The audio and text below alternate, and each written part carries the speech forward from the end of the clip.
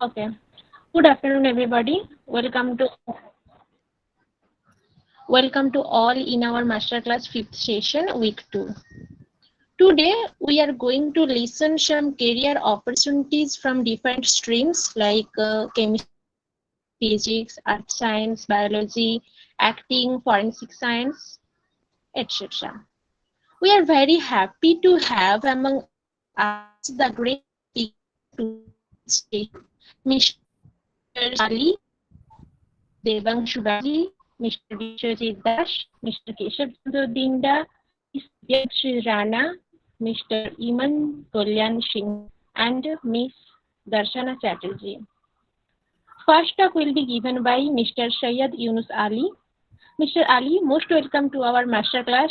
Today's first talk will be given on chemistry and life. Mr. Ali, are you here? Thank you, Papia. So now I can share my screen now? Can I share my screen? Yes, very busy now. Uh, Hello, thank you, Papi and Masterclass team. So I am Yunus, and I will talk about chemistry and the lab and life. So I will present my slide now. If it is visible, then please tell me.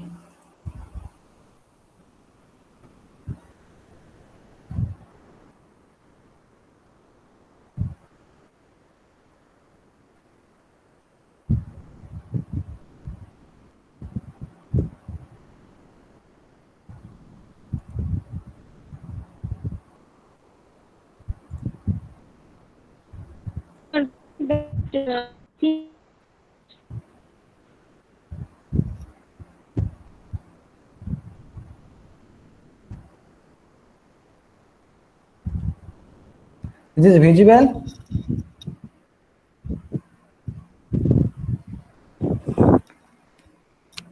Hello.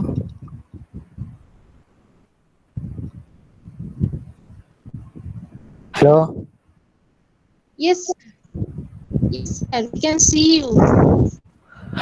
Do you see my slides? No, sir, it's not presenting. Okay.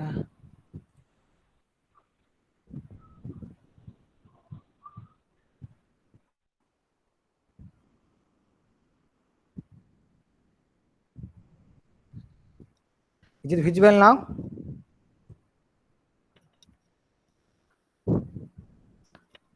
Yes, sir, it's visible now. Okay, so first I thank to Masterclass team and Papia so to give me this opportunity. I will talk here about chemistry, lab and life. So I am Syed Yunus Ali, a research scholar of Department of Chemistry, IIT Tirupati. So before start, I just ask some question. So here most of the students are from 9 to 12, na? Yes, sir, So from 9 to 12. okay, nice. So here I not only give talk here, I will interaction with you. So students, please interact with me. This talk not should be one sided. This talk should be both sided. So actually, you ask question, I will ask questions, and you give some answer, I will give some answer. So in this manner, we will continue my talk. So first starting things. So what is chemistry? So please answer me, some of you, what is chemistry?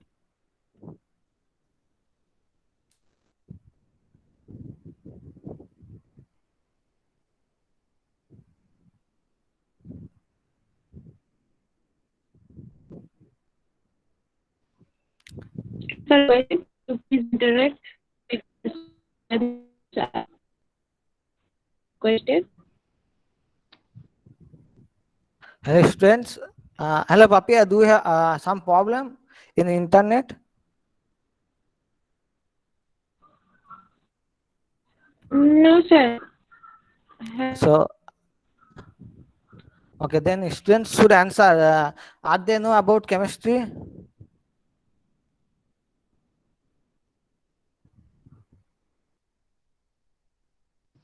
Students, please reply. Students.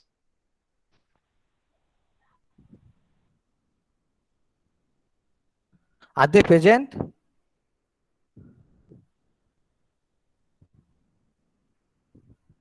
Yes, they are present. So please tell me, do you know what is chemistry? Please tell me what you know about chemistry. Please unmute yourself and tell me what you know about chemistry and what is chemistry. Give me some just one or two line answer or one word or two word answer.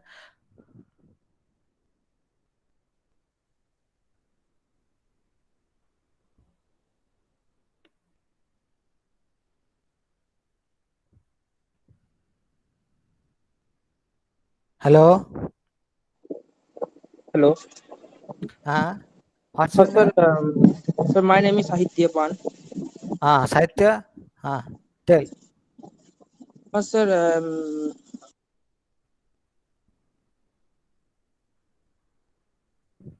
Hello, Sahitya.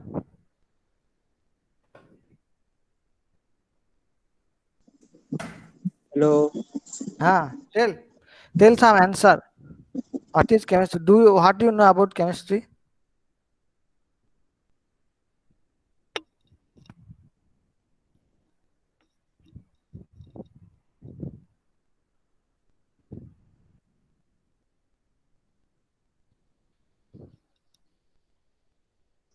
Saito, please reply, sir.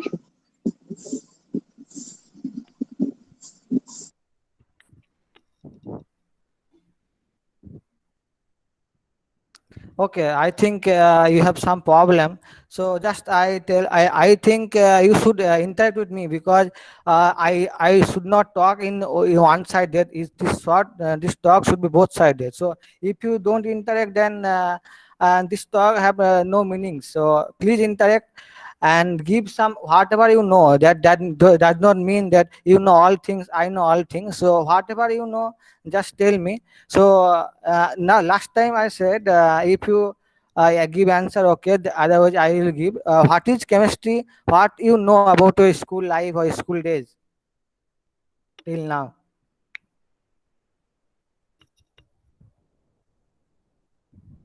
Anyone from class 9, from class 10, from class 11, from class 12? Anyone is there?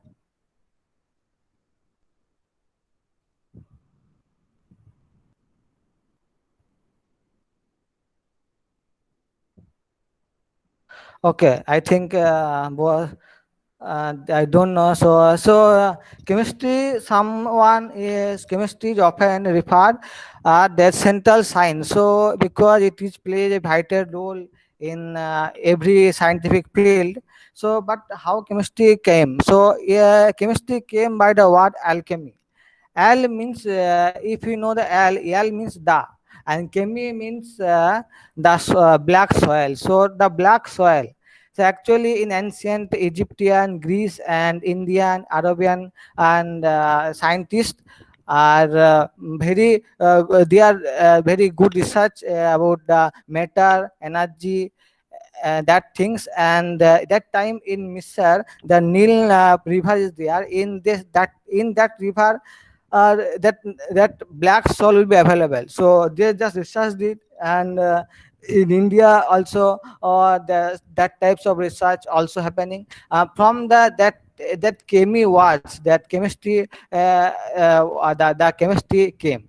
Actually, in the ancient and times, 5,000 years ago or 6,000 years ago, the Indian chemist also tried to give some porous stone, that is called porous pathor in Bengali. So they research on it, and also they just give to make attractive the clothes. They use some color. So in color, nothing was a chemical compound. So after that research is going on, and from that the chemistry developed. Actually, from Galileo Galilei, we can say he said that mathematics is the language with which God wrote universe. But chemistry is a language, now it is preferred by chemists, and they say the chemistry is the language with which nature wrote the book of life. And after that, Lavoisier came. He is the Lavoisier, and the Lavoisier, he gives the first idea about the combustion reaction, and he gives the name the oxygen, hydrogen, and that molecule. And the Lavoisier is called father of modern chemistry. But who is called father of Indian chemistry? So this should be your answer. Please answer this one. Who is called by father of Indian chemistry? Please, students, please answer this question.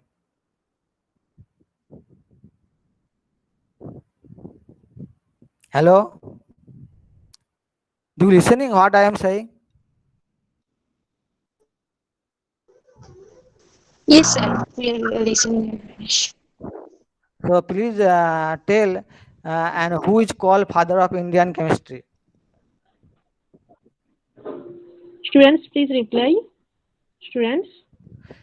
Please unmute yourself and reply. So this is just interaction class. I and you both are same in same frame. We are just discussing.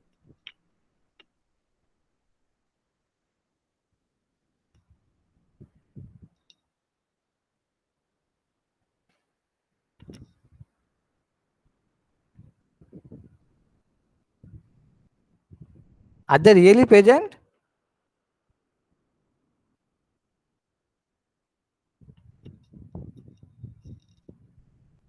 They are present, but they are in. So please interact. Otherwise, this is difficult. So please interact with me, because this is not a talk I give and you listen. This is a talk where we should discuss about our future and life of chemistry. So please interact with me, and just if anything, you just unmute yourself and talk with me. So this is not just talk. I am on only. I am talking. You just listen. This is both type. In case we should talk both sides. So I don't know why you are silent. So please talk. So father of Indian chemistry, we know Acharya Prafullo Chandra Rai. So he is the called father of Indian chemistry. Actually, he is called also master of father of nitrate. So he is first discovered the mercurous nitrate, and he researched about only the nitrate family, and he wrote a book. The chemistry of Hinduism, very famous book in that case, and the Royal Society of Chemistry honored his life and his work, and give and make a plaque in Europe. So this is and he is the first man who just found Bengal chemicals in India. So the Bengal chemicals, that is the first industrialist, and it is very famous for nowadays for hydroxychloroquine, and which is very effective, very effective medicine for malaria. So he is the first one, who found that Bengal chemicals, chemical and pharmaceuticals, and he is not only chemist, he is historian, industrialist, and philanthropist. So now I go to the next slide. So any query, please stop me and unmute yourself, and then talk with me. Any question you can ask anywhere, anytime, and if I ask some question, please answer the question. So now we go to the next slide. So what about the others? What others are telling about chemistry? So this is a great man, he is a biochemist Arthur Kornberg. He got Nobel Prize in Psychophysiology and Medicine in 1959 for the discovery of the mechanism in biological synthesis of DNA. After his discovery, the revolutionary came in the biotechnology subject. According to Arthur Kornberg, chemistry is the lingua franca of the medical and biological science.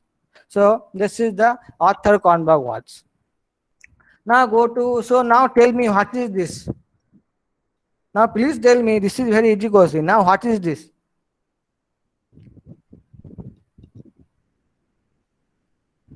Can anyone tell me what is this? I did not get any feedback.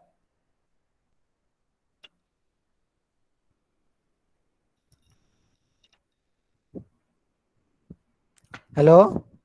Do you know what is this? Okay, I think you will not want to give answer. So okay, so this is the very we know this is the coronavirus. So coronavirus, with coronavirus. Now tell me how many of you know the coronavirus?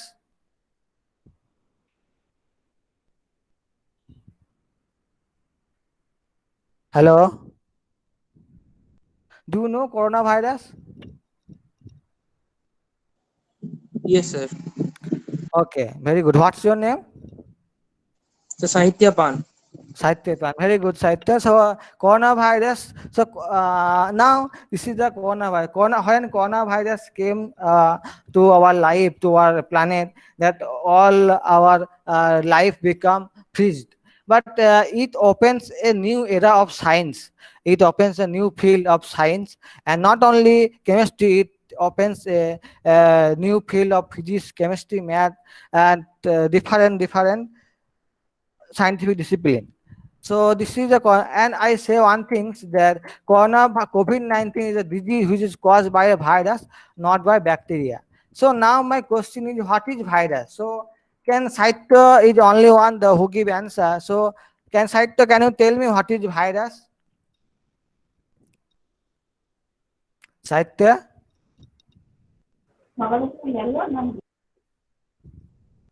hello? Anyone give Hello. answer? Can you tell me what is virus? What you know about virus?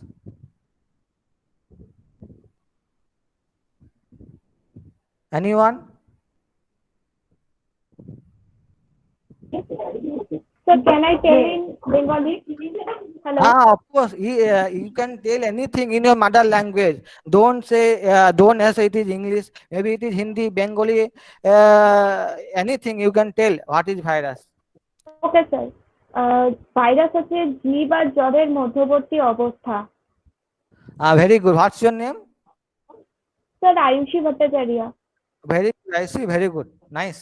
Great. So, I see said, so now I just said this is the in English. The virus is a piece of bad news wrapped in a protein.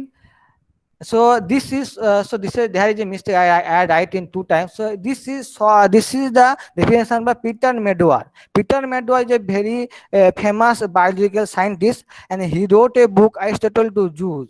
And in his book, he wrote this word: a virus is a bad news wrapped in a protein. So what is protein and what is bad news? So I will tell what is bad news. But Ayushi, can you tell in Bengali also what is protein? Or Sahitya or any other student, can you tell what is protein? You can tell in your mother tongue. Don't worry, you can tell in your mother tongue. Just interact with me. That is enough.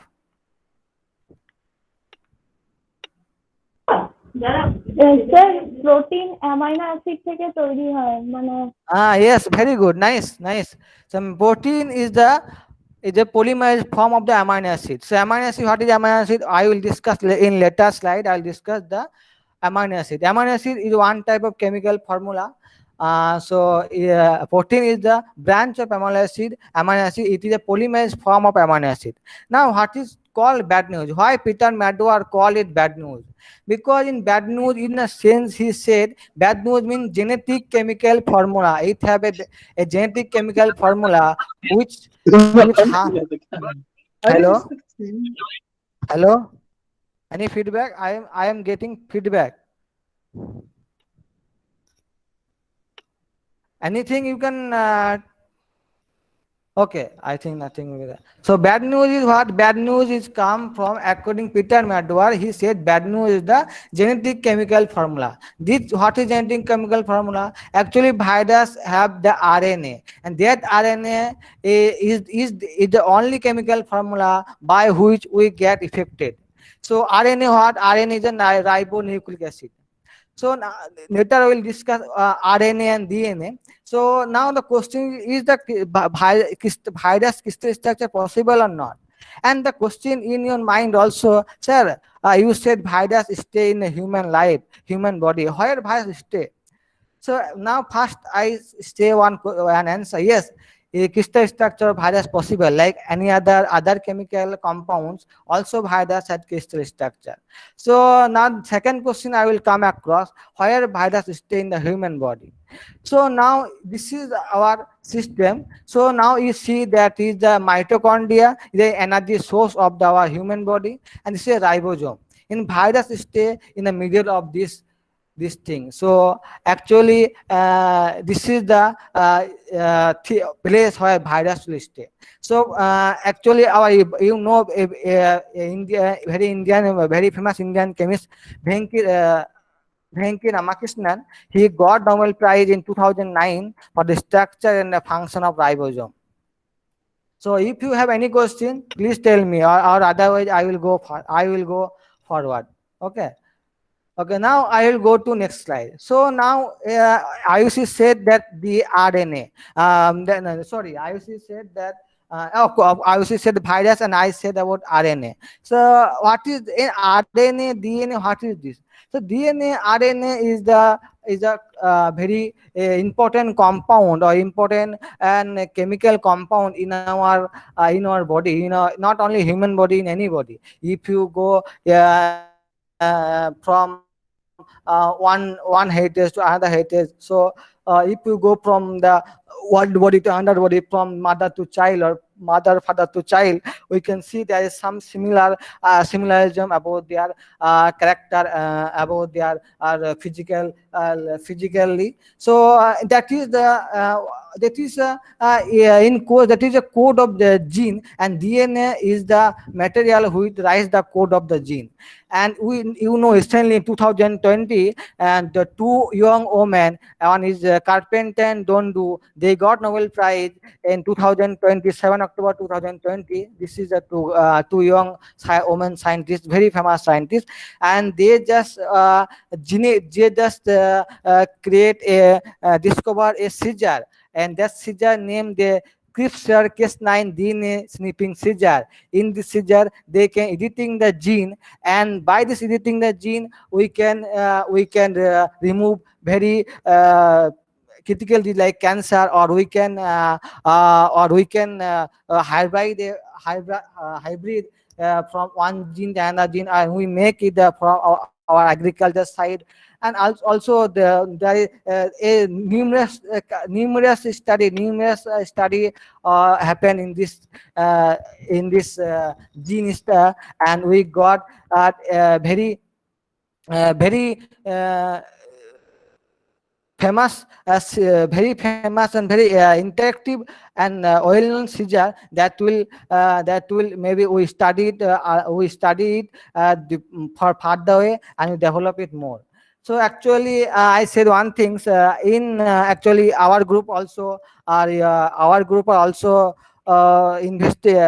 the coronavirus, and we are also studying to theoretically to give how medicine work, and how can we finish the coronavirus. So that types of thing, and around all the world is study going on, and we are the smallest group of this of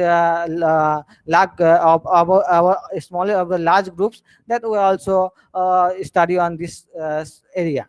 So now this is the all about gene. Now I came to the one point. This is photosynthesis. So students, can you tell me what is photosynthesis? Hello, please tell. Don't be hedgy, don't be shy. Please tell, if you whatever you know, tell in your mother language, and tell what is photosynthesis. This is called Bengali Salok Songslash. So can you tell me what is photosynthesis? Those who are 11, 12, they maybe know very better, and 9, 10, they also know what is photosynthesis. So can you tell me what is photosynthesis? Hello. Yes. হ্যাঁ sir, আমি অ্যান্সারটা বলবো। হ্যাঁ বল, yes, tell. Photosynthesis হচ্ছে মানে যে শারীরবৃত্তীয় প্রক্রিয়ায় ক্লোরোফিল যুক্ত কোষে সূর্যালোকের উপস্থিতিতে এবং এবং ক্লোরোফিলের সহায়তায় পরিবেশ থেকে শোষিত জল এবং কার্বন ডাই অক্সাইডের রাসায়নিক বিক্রিয়ায় সরল শর্করা সংশ্লেষিত হয় এবং উৎপন্ন খাদ্য সৌরশক্তির আবদ্ধকরণ ঘটে এবং উপজাত বস্তুরূপে জল অক্সিজেন উৎপন্ন হয়, তাকে ফটোসিনথেসিস বলে। Very good. What's your name? Sahitya. Yes sir. Hudson, okay, very good, Sahitya. So you read in life science book this one. So actually that things what Sahitya said, I said only in English. So actually, some of you don't understand Bengali. So actually, in this chemical, this is one of chemical equation. Actually, the tree that in the leaf of the tree, that is chlorophyll is there. Actually, and they can take the water from the from by their from the soil, and they get light from the sunlight, from the sun, and in this and also they get carbon dioxide from the air, and when they get both of things and in the chlorophyll, and a reaction will happening, and the glucose will form, and that is a glucose from C6H12O6. This is the in the presence of sunlight, and this is called glucose. So and this, and also we know that O2 is formed. In this case, O2 is a waste product for the tree, but this O2 is very useful for us, because in our respiratory system we take this O2 for our as we take this O2 as a in our breath. So this O2 is very essential for us, but this O2 is a waste product for the tree, and they just use C6H12O6. This is a glucose, and we also take from the glucose from the tree, and we and from this glucose we also store in our body, and we just walk around the planet, or not work anything we can do, our ATP will come with this glucose. So now question, what is the chlorophyll? Chlorophyll is a pigment, a green pigment. But what is is this only green pigment? Of course, it is a green pigment. But beyond this, what is the thing? So this is the structure of the chlorophyll. I think I don't say, I say that please don't go to structure, but just I am using it to give the flavor of chemistry. So this is a Mg is a magnesium ion, and so which is the center of this ring, and this magnesium ion is very important. Any other metal is not attached with this ring. So this magnesium ion is attached with the ring. That time it is called glucose, and at that time, sorry, that time it is a chlorophyll. And this chlorophyll has so many types: chlorophyll A, chlorophyll B. I will not go in that scenario. So in here is important is the side chain and the magnesium ion. So because it's magnesium ion, and it can work as a to absorption the light. So you will, when you will go further, you will see more about study about chlorophyll and later on. So this is a photosynthesis, nothing but a chemical equation. Okay, so now we just talk about biological science in chemistry. What about material science? So before we go, just I ask, so how many of you maybe most of the you use mobile phone. So do you see in battery phone the type of the battery? Can you please tell me, do you see any time, do you open the backspace and this and do you want to do you see that lithium ion battery? Please tell me.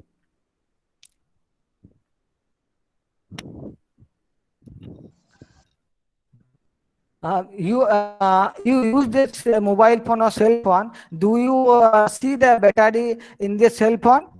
Please tell me. Yes sir. Actually, time is going. So it's okay. Very good. Yeah, you see that is lithium ion battery is written there. Do you yes sir. see the lithium?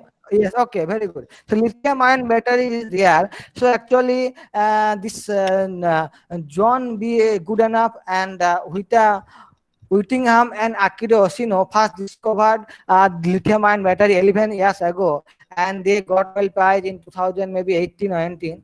So this is a thing, and I can say that this John B. Goodenough is a 97 years old, and whatever in I am aware that before COVID, pre-COVID situation, he used to go lab also. I don't know what he is doing now in post-COVID situation, but this is thing that age is not a barrier. So if you want, if you love a things, you can go any, you can go beyond that if any age. So actually I can go, I will not discuss details about this. So I can say the not only biological science, is material science or other things, that is chemistry is everywhere in the in our system. Now I will go to cosmetics. So many of the girls, you can just take lipstick. So do you know lipstick is okay, very good. But in this case, sometimes lipstick that is very heavy metal like cadmium, chromium, arsenic, that type antimony, that types of metals are there, and they are very harmful to our system, to our body. When you take food, if that type of metal you go inside your body, that will affect your human, that will affect the body. Not only that one, some of you use that cosmetic cream, like some of Fair Lovely, Fair and Handsome, boys are also not behind, they are also. So in that case, mostly they use titanium oxide, or sometimes they use hydrogen peroxide. So before using that, but just see the chemical compound. Hydrogen peroxide is very harmful chemical compound, and please use it. Use it, but use carefully. Don't use too much, and that will affect your skin that much. So chemistry in cosmetic, that is very vital role. Okay. Okay, now just mystery of nature I will go. So you know, though iron. So iron is only two states is there: iron Fe2 plus and iron Fe3 plus. So Fe2 it is called ferrous chloride, and Fe3 it is called ferric chloride. It always say that in FeCl2 always easily converted to FeCl3. That is spontaneous. If there is a very small unit of FeCl2 present in nature. So why that FeCl present in nature? And not only that, that you know, the glucose is formed in alpha, the glucose form, but and IUC said that the amino acid, this is amino acid. Amino acid is formed in nature always L form. So what is D form, what is L form, that will that is the different thing, I will not discuss it here. So why glucose is always D form, and amino acid always L form, and why Fe2Cl2 is always not stable, it is always converted to FeCl3. So this is a mystery of nature. So and not only this, we saw the scientists unlock the magic mushroom, that the mysterious chemical compound, and also that here you see that a picture of mystery of why structure red colors are not found in nature is solved. You know, there is so much mystery in our world, in our planet, in our life. I just say our. So now I just tell one more thing. So you saw, you saw the Fe2 plus is not stable in that much in the air. It is always converted to Fe3 plus. But if you go to our blood, in the here the hemoglobin are there. In hemoglobin, that is that Fe is always stand at Fe2 plus. And who give first the structure hemoglobin, and that is the Peruz. Peruz give the first molecular structure hemoglobin and myoglobin, and he got Nobel Prize. So in this, I will say one thing. So Fe2 plus, if you say only in our human body, that is Fe2 plus. So that is also mystery. Fe2 plus is present, not Fe3 plus, and that Fe2 plus is stable here in our hemoglobin. So this type of things are there. So now I just go to very fast. What is the foundation pillar of chemistry? So we know Mendeleev, Holler, some of you know, some of you don't know. So Mendeleev first give the periodic table of elements, and that is called diversity. And After that, Louis Boltzmann come and he gave the development of entropy, and that is called entropy is a disorder of the molecule and properties of atom. He just explained property of atom, mass, charge, structure, and unfortunately, his he is some mentally disorderness. He hang himself and he suicided. And in his tome he write his formula is equal to kb log omega. So this is the tome of the Louis Boltzmann, and he said one thing: bring forward what is true, write it so that is clear, defend with your last breath. Okay, now I just go to one more thing. The Olar. Olar is the first thing who bring organic chemistry to inorganic chemistry. So we know urea. Urea is a very famous compound. Urea is in a human body. It is happening. It is for manufacture our human body manufacture urea, and now we also manufacture urea. It is so first Olar first came and he said that not only urea only manufactured in human body, we can also produce in lab. We and they he showed first from ammonium thiocyanate. From ammonium thiocyanate we can produce urea in the lab. He first did it, and this is the pastor who first discovered and who is renowned for the principle of vaccination. Okay, now there is chemistry mainly. There are so many parts. I only and this is the grow up of chemistry so fast. But the thing is, chemistry only three subjects, three things are there: inorganic chemistry, organic chemistry, and physical chemistry. So now you are in the class 12. So what about now you are? What about after class 12? What you can do? So if you go to BSc chemistry, you can go to simple BSc chemistry. You can do any college, any state government, state university, state college, and center college also. From there, from that you can go to BA, and you can and go to teaching in government school, or from BSc chemistry. That some private institution are there. There you can appointed as a teacher. You can go to MCA program, but I don't propose you to go there. If you want to go data scientist, you can go to computer science, and that times you can go from there. So if you go to BSc chemistry, I will go I will tell, please go to teaching, if you teaching side, BH side, or if you want to go more forward, you can do MSc.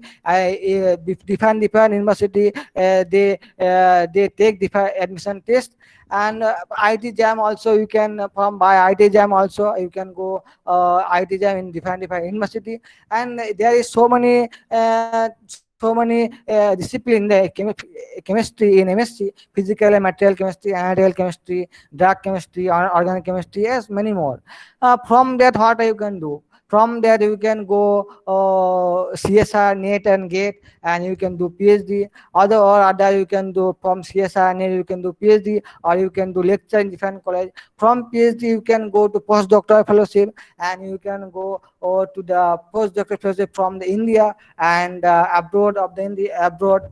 And after postdoctoral fellowship you can and go in top institute as a faculty, or you can go abroad as a faculty, and also faculty some Indian institute. Otherwise you can go, you can give a GRE TOEFL, that exam, and if you give that exam you can easily chance easily but admit interview, you can easily chance a PhD from USA, UK, other country. For Germany it is not needed to give any of the exam. They will up one thing I want to say, that if you go on to abroad, you just take two references of your institution, and so this is useful for you and them also. uh, Okay. Now this is job option for BSc. After BSc chemistry, there are so many jobs. You can go to state government job, state PSU job. You can go to central government job, central PSU job. You can go as an analytical chemist, biotechnologist, chemical engineer, chemical scientist, pharmacist, academic researcher. So there are so many I can write here. So But in a research development job, you can go, or DRDO, there is all of job can go written exam and the interview. DRDO, BARC, ISRO, CSIR, patent officer, ICMR, geoscientist, ICR, and many more.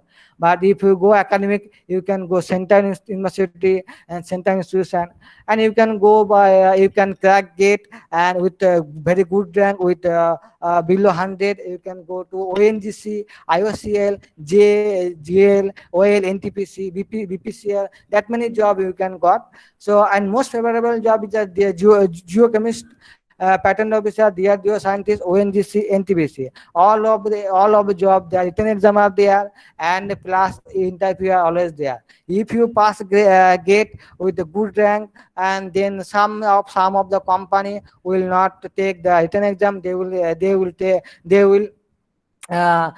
take your gate score, and but interview is always there. So now I tell you my journey. So from primary school I will go. I went my high school from class 12. From there I went BSc. I did my BSc from BB College, situated Asansol in University of Bardhaman. And from that after finish my BSc, I gave admission test in the Biswajit University, and I also cracked IT jam, but I prefer MSc in Biswajit Chemistry and Biswajit University, and and my special is the physical chemistry. So this is the picture of my institution. So this is a very prestigious university and very good university. And after that, I cracked gate at in the during my MSc. And then I joined ID Tripoti as a computational and theoretical alchemist. So now I want to thank you, all of the listener audience and masterclass team, and masterclass team, Papia. So thank you so much. Any question you can ask me. Thank you so much, Mr. Ali, for highlighting the fact how chemistry is involved in our day-to-day life. The talk on the microorganisms was especially relevant in the perspective of present situation. As we are running behind the schedule, I think we cannot take any question. Okay, okay, So thank you so much, Mr. Ali, for joining and spending this much time for us. Thanks a lot. So okay. we are Thank now you, thank you. heading. Thank you so much. So we are So now heading towards. Yeah, so may you want I to say something? I stop sharing. I stop my sharing. Yeah, sure. So now we are heading towards the next topic of this session, which is geography mapping towards a globe of opportunities, which will be delivered by Mr. Debangshu Banerjee. Mr. Banerjee, are you here? Yes, I'm audible. Yes, you are audible. Mr. Banerjee, you are most welcome to the session. The screen is Thank you very yours. much. So, okay, can I start my presentation? Yes, yes, sure.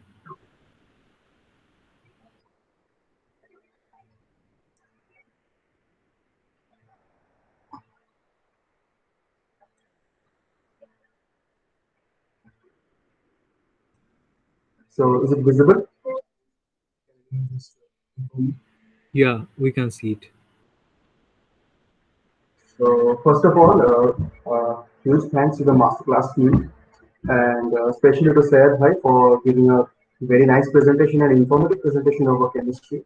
It was really very informative and very useful for the students. So, my topic is the geography, mapping towards the globe of opportunities. And who am I?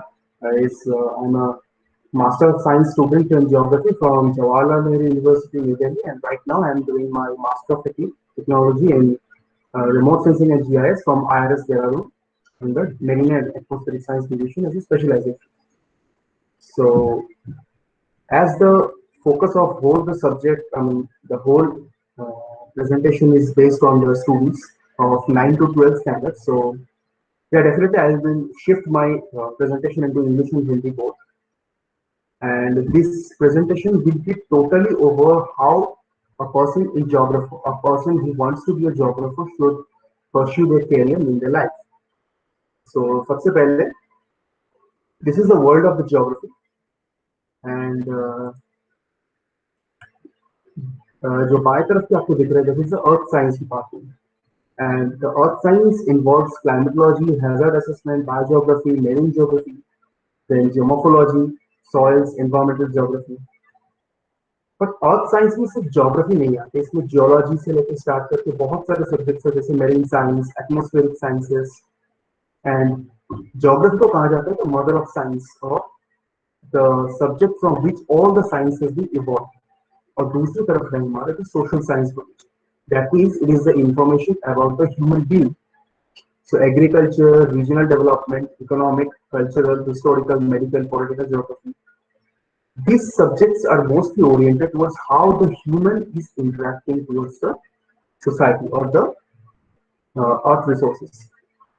So this is the basic concept of geography. I won't go into a detailed part of geography because most of the students have studied in the 9th to 12th standard, and I think it's a very lovely subject to read, and most of the students love it just because from a very beginning of our life, बहुत पहले से हम लोग सोचते हैं कि यार world पे हर जगह पे घूमने का मौका मिले, and geography is a subject that provides us the opportunity कि हम हर एक जगह को अच्छी तरह से पहचान सकें.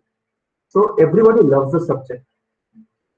तो नाउ मैं डायरेक्टली फोकस करता हूँ कि एक स्टूडेंट की तरफ से 9 to 12 स्टैंडर्ड के स्टूडेंट को कैसे अपने फ्यूचर को अप्रोच करना चाहिए through the subject.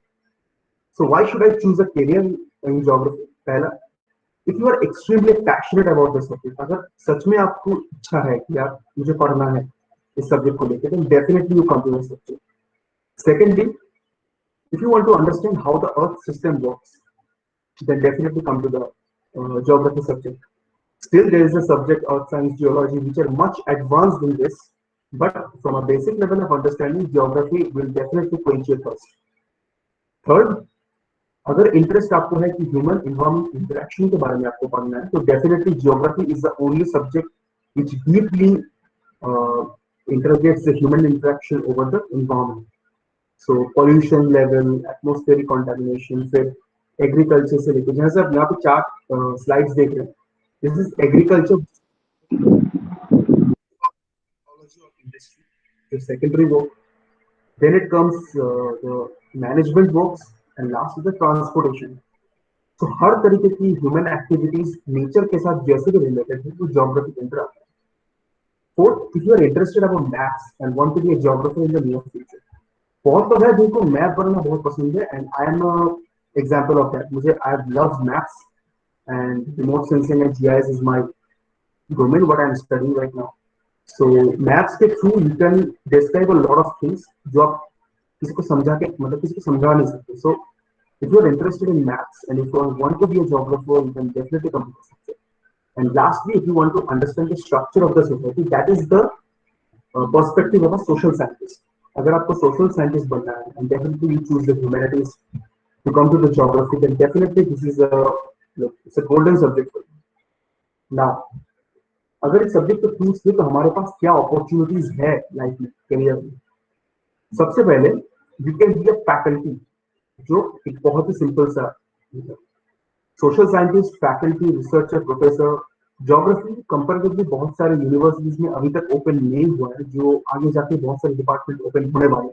So you have a good chance of faculty positions there if you are really good at the subject. Secondly, this is the career option I am right now pursuing is a GIS and remote sensing specialist over the earth resources. So GIS and remote sensing बहुत ही advanced technology है, जिसमें satellite images का use करके, geospatial environment का use करके हम लोग earth system, earth resources को study करते हैं. Next, a geomorphologist or a climate meteorology specialist, but geomorphologist के लिए I would recommend geology will be a better subject for you. And climate and meteorological specialization के लिए आपको physics में बहुत अच्छा होना जरूरी है.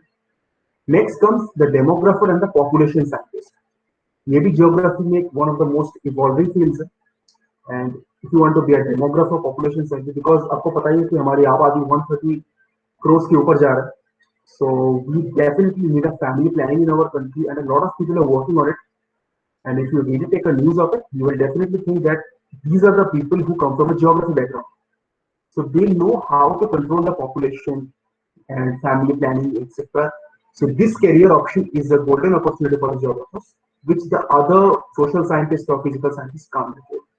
Next, environmental management specialist, but उससे भी ज्यादा है urban planner and regional planner जो प्रोफेशनल फील्ड के दौरान आर्किटेक्चर सिविल इंजीनियर्स के साथ साथ जोग्राफर्स को भी शायद उतना नहीं बट काफी अपॉर्चुनिटीज मिलते हैं कि आप एक रीजनल प्लानिंग की तरफ जा सकें. So in the next slides I will definitely discuss how can you be and the most important thing UPSC SSC state public commission last year and last 5 years के हिसाब से 30% of the students who take their optionals मतलब optional subject जो होता है वो geography choose करते हैं. इसका रीजन क्या है? बिकॉज ये सब्जेक्ट आपको ओवरऑल एक बहुत ही लार्ज एरिया एक लार्ज डोमेन कवर करके देता है जो आपको जनरल नॉलेज इंप्रूव करने के लिए काफी अच्छा है. एंड सेकेंडली ज्योग्राफी से जाने वाले क्वेश्चंस बहुत लोगों को अच्छी तरह से आता भी है and very interesting this subject. You believe me that is a very interesting subject and career prospect के हिसाब से क्या है वो हम डिस्कस करने वाले, but this is something you can definitely stick to.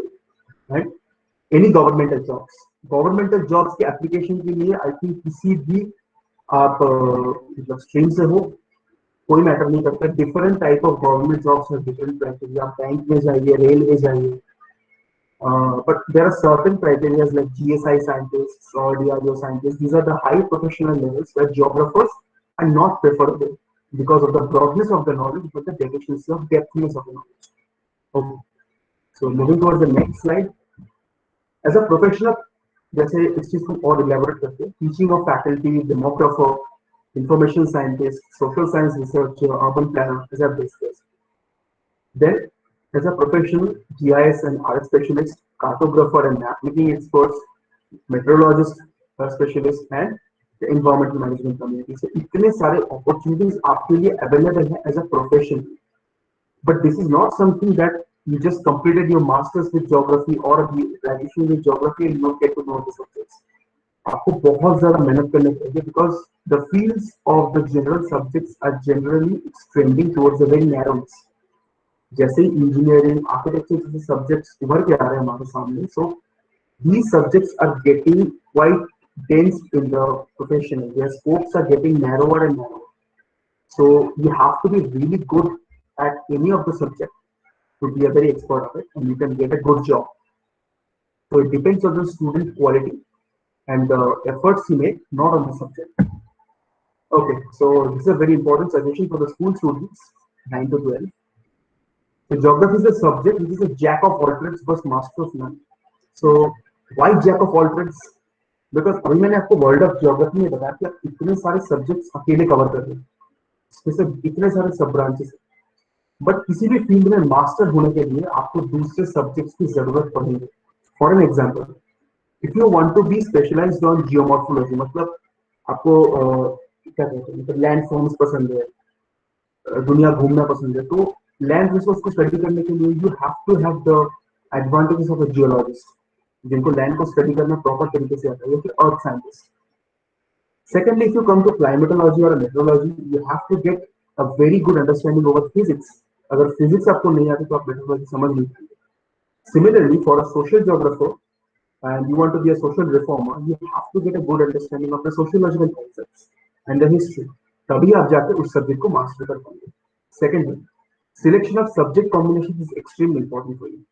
हाँ, तो this is the 2 points most importantly. First, if you want to be a successful researcher or educationist in the field of physical geography, आपको physics, chemistry, mathematics, statistics ये बहुत ही important subjects है which you should keep. आपको रखना ही पड़ेगा, otherwise physics के deficit या फिर मैथमेटिक्स के डेफिशिट पर आपको बहुत मतलब बुरी तरीके से आपको प्रॉब्लमेटिक हो सकते हैं in your later life. And I can give you my example. I was a student of physics, chemistry, mathematics, and science, but I have a huge passion for geography. So I opted for geography. Okay, I got an engineering, like joint entrance, and then I get an engineering, but still I choose geography just because of my passion. So I recommend everyone that if you want to be a physical geographer, as I'm working in the physical field, you need these subjects as a very essential subjects. And for political sciences, economics, humanities, statistics, and sociology, these are the subjects जो आपको जरूरी है, तो बहुत ज्यादा importance होगी, क्योंकि human को स्टडी करने के लिए, उनके साइकोलॉजी को स्टडी करने के लिए, उनके इतिहास समझना, उनके भूगोल को समझना, उनके लाइफस्टाइल को समझना, the pattern of life they are living, क्योंकि पैटर्न ऑफ लाइफ डिफरेंट जगह पे डिफरेंट होती है। जैसे पहाड़ पे जाएंगे तो उनके लाइफ एक अलग लेवल पे चलते हैं, एक अलग डायमेंशन पे वर्क करते हैं, हमारे कॉर्पोरेट लाइफ एक अलग डायमेंशन होते हैं। सिमिलरली जब आप पोस्टल की तरफ जाएंगे, they have a difference. So understanding the relationship between environment and human being, you have to study these subjects. And lastly, the students, I think a lot of students will be interested in civil service examination कि मुझे WBCS बनना है, मुझे IAS बनना है, IPS बनना है, तो geography is undoubtedly the best subject for you. If you have a graduation over it, you have a great command over the broadness of a knowledge, and you will definitely crack the examination. So up to this, anyone has any question, you can please ask.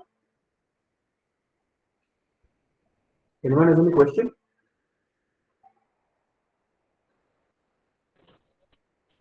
Students can ask questions.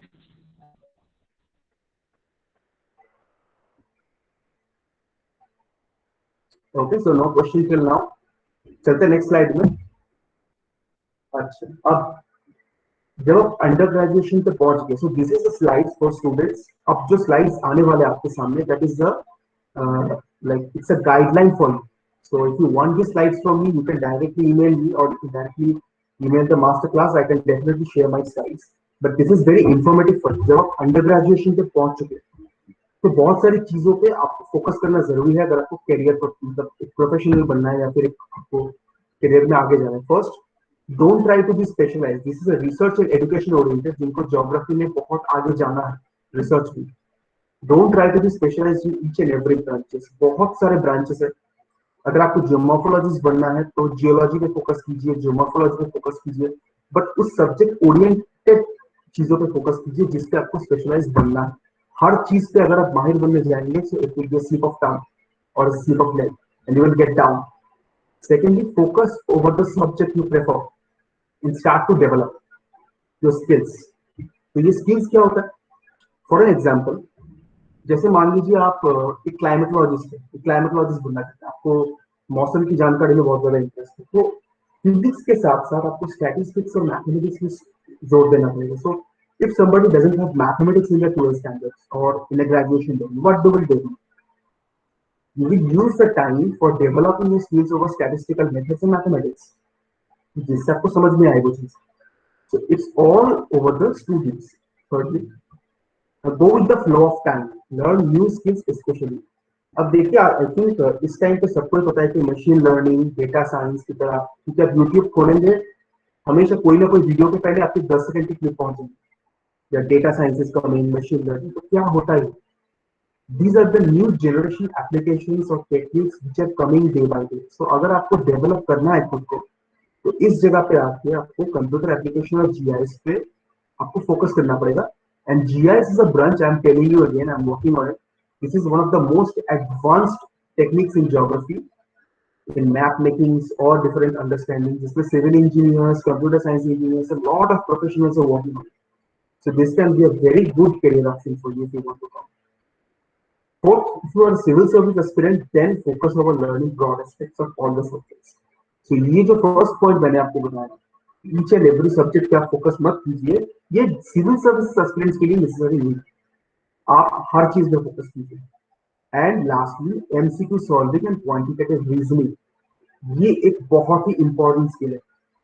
मतलब MCQ solve करना आपको आना चाहिए, क्योंकि आप कोई भी exam लेने जाएंगे, वो गवर्नमेंट एग्जाम हो, चाहे वो नेट का एग्जाम हो, चाहे वो गेट का एग्जाम हो, you have to get the exams through MCQ. So MCQ solve करना आपको आना चाहिए। Now one time this was our MCQ on our time when we were in graduation, but now it is fully computerized, so pencil ले जाने की जरूरत नहीं है।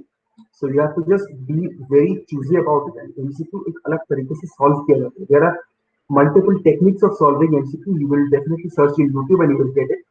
So उसको आप लोग practice कर दीजिए. This will definitely develop your skills to achieve your goals in your life. Okay.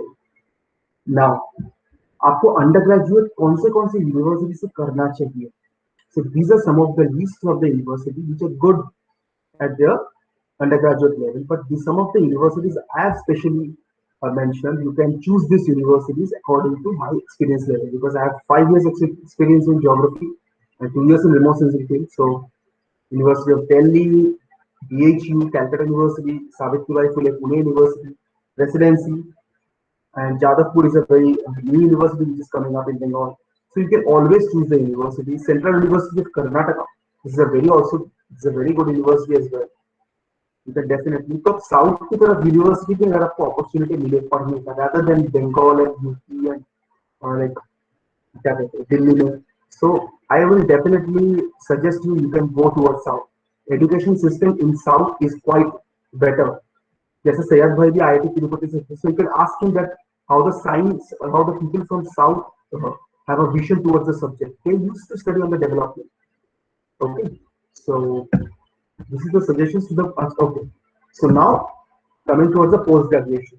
अगर आप पोस्ट ग्रेजुएशन पे पहुंच गए, तो आपने ज्योग्राफी से ग्रेजुएशन किया, आपको नौकरी नहीं मिला and you are still expecting an MSc और MA, so these are something I definitely suggest to you.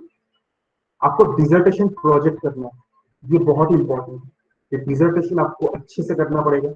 And these are some of the courses, जैसे आपकी यूडेमी, आपको आपने देखा होगा यूडेमी पे कोर्सेज अवेलेबल हैं, बहुत सारे ऑनलाइन फैसिलिटीज कोर्सेज अवेलेबल है, लेकिन ये यूनिवर्सिटी ओरिएंटेड कोर्सेज है जिसकी वजह से आपको प्रॉपर डिग्री और सर्टिफिकेट मिलता है.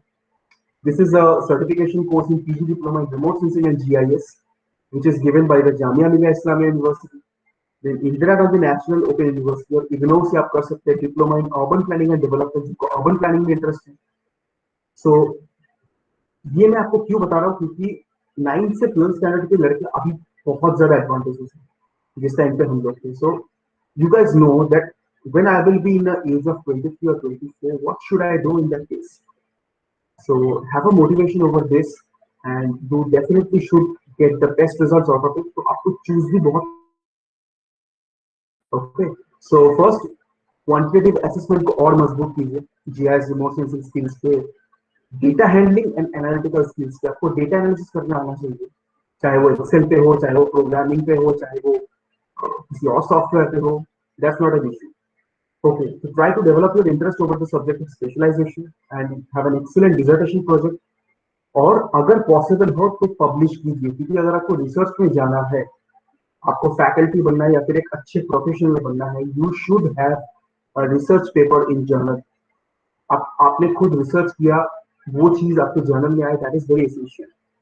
So from now onwards I am telling you, when you will reach the subject, I mean the level I am right now, when you will reach the level, you can definitely understand what I am telling and why I am telling all this. Social geographers field work पे ज्यादा ध्यान दीजिए and contacts बनाने में ज्यादा ध्यान दीजिए, क्योंकि observation is the only key for a human being कि आप उसको स्टडी कर सकते हैं. And this are some of the things and mostly important, NET geography, CSI, NET earth sciences आपको क्लियर करने पड़ेंगे. This is a very important thing you should clear, otherwise this will not be very, मतलब बहुत ज्यादा आगे आप नहीं बढ़ पाएंगे अगर बस कोई नेशनल लेवल की क्वालिफिकेशन सर्टिफिकेट नहीं है. एंड दीज नेट और GATE certificates provide you national level scholarship. चलिए, and this is the best institution for the post graduation level. आपको कहाँ से पोस्ट ग्रेजुएशन करना चाहिए? The most important I will say, इससे बेहतर कोई ऑप्शन नहीं है अभी तक इंडिया में. That is the Jawaharlal Nehru university new Delhi. This is the best university till now I have ever seen in my life, and you should be a part of it. If you are going for geography, and you should be a part of JNU, because JNU is something you will have a different flavor. आपको career prospects मिलेंगे, आपको different type of opinions मिलेंगे, बहुत सारी चीजों को study करने के लिए मिलेंगे. We don't only study geography there, we study science, we study mathematics, we study social sciences, humanities, everything we study. तो ये जितने भी सारे यूनिवर्सिटीज है, ये मास्टर्स करवाते हैं. They are good universities, you can go for it. And anyone who wants to change their field into the professional things, कि नहीं मुझे नौकरी पे जाना है, so I would do a masters in a professional subject, कि मुझे उसके बाद एक प्राइवेट कंपनी या फिर एक कॉर्पोरेट सेक्टर में जॉब दूं. So these are the institutions for MSc geo informatics, जिसमें जियोलॉजी से लेकर सिविल इंजीनियर्स बहुत लोग इसमें जाते हैं. Geographers are also available for. Next, development studies IIT Guwahati में इसमें जोग्राफर्स को लिया जाता है मास्टर ऑफ में. This is also very good opportunity for you IIT से क्वालिफाई करने का. This is a very I mean, prestigious institution जिसको स्टूडेंट को ज्यादा नहीं पता इसके बारे में. There is a MSc Population Sciences, and after this you can definitely get a job if you are in MSc in Population Sciences. Fourth, Environmental Science. You can choose any university. आप subject change कर सकते हैं. It will provide you a better opportunity. Environmental Management, FRI Dehradun, Forest Research Institute. This is an esteemed organization established by the English people, and environmental management course के लिए भी geography की eligibility है. और MSc disaster management.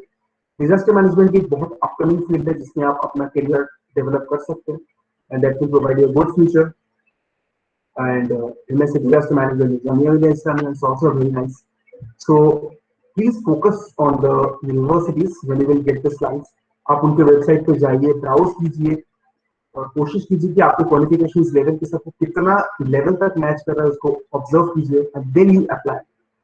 And the letters in bold, जो bold मैंने करके रखा है, these are my personal suggestions and these are the logos of the university. I'll definitely recommend you for JNU, IIT Guwahati, Tata Institute of Social Sciences and Indian Institute of Population Sciences. So these four logos are very important for your career if you are getting selected here.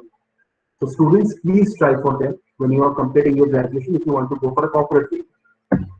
And जिनको अभी और पढ़ना है या research करना है, सबसे पहला ऑप्शन मैं आपको हमेशा कहूंगा, always the first option is apply for MPhil PhD abroad. जीआरए दीजिए, जीमैट दीजिए या फिर आईएलटीएस टॉएफल क्वालिफाई कीजिए. क्योंकि इंजीनियरिंग या फिर जैसे सैयद ने कहा कि फिजिक्स एंड केमिस्ट्री टाइप के सब्जेक्ट्स के लिए शायद आपको गेट की जरूरत पड़ेगी. Geography is not a subject when you are requiring a GATE. You can definitely apply outside. You can definitely get to a scholarship and it's quite easy to get an opportunity to study geography outside. और आपको अच्छे career prospects मिलेंगे outside then India. 100 times better, 1000 times better, and believe me. And go for technical education, remote sensing और geoinformatics field. इसमें बहुत सारे लोग आ रहे हैं, but in the moment you are in the research field, I would definitely request you something. कि अगर आपका फिजिक्स स्ट्रॉन्ग नहीं है, अगर आपका मैथमेटिक्स स्ट्रॉन्ग नहीं है, अगर आपका स्टैटिस्टिकल एनालिसिस स्ट्रॉन्ग नहीं है, then don't opt for this field. Otherwise, in the far future, it can provide you a lot of problems. Whether you can focus on geography, urban planning, and population sciences, they are much better opportunities for you. MPS Population Studies, IITS Mumbai, which is a very nice institution, as I've already mentioned. वहाँ पे MPhil PhD भी आपको करने को मिलेंगे. And MPhil, most of the cases अभी appointment हो रहे हैं एजुकेशनल पॉलिसी के लिए. So you can directly opt for PhD.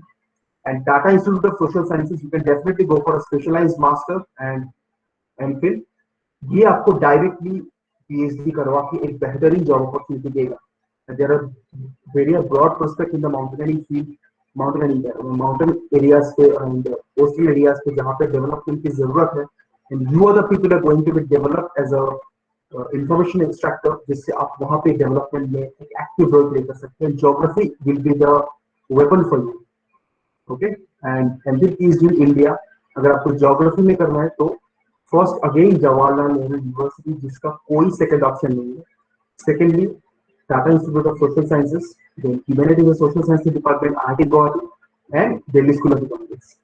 These are the best institutions where you can go for a PhD and you can go for postdoctorate outside or you can apply for a job. These universities will provide you a certificate which will be essential for you. So as a whole, मैंने अभी तक आपको जितने under graduate level, post graduate level से लेकर PhD level तक सारे information I have given you with all the institutions. It is a very renowned institutions. So lastly, the only most important thing I say, a subject can't make your future. It's you who decide the future of the subject. कोई भी students के लिए एक subject एक weapon बन सकता है, एक हथियार बन सकता है, बट उसको चलाना कैसे है, किस टाइम पे चलाना है, उसका टाइमिंग क्या होगा, किस टाइम पे वेपन चेंज करने की जरूरत है, it's already up to your student. So if you are a student and if you want to go in research field, you want to go in civil service, you have to find your own path. A subject will only provide you a way कि आप इस तरीके से ऐसे जा सकते हैं या फिर प्रीवियस स्टूडेंट्स ऐसे गए हैं जो आपको पाथ फिक्स कर सके. So if you are that much of capable that you can silently create a revolution and you can a new student, that will create a new path, then definitely you will decide the future of the subject, and that is applicable for any subject, not only geography. So that's all from my side. Thank you for listening, and thank you, Masterclass, for giving me the opportunity. And that's it. Thank you. Thank you very much, sir, for your valuable lecture. Through this informative speech, we have learned about many opportunities on geography. Thank you so much, sir. Now we are going to our next lecture. The next lecture will be given by Mr. Biswajit Das. Mr. Das, most welcome to our masterclass session. Are you here, Das? Yes, I am. Okay. Topic Yes, of am I audible? lecture is part towards research in physics. Yes, you are audible, sir. So I want to take over the mic to Mr. Das.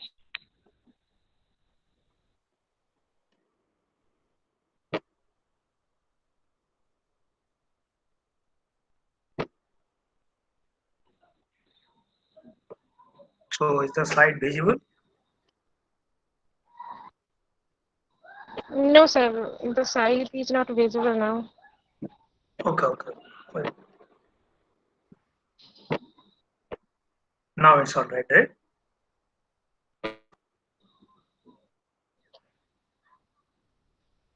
No, sir.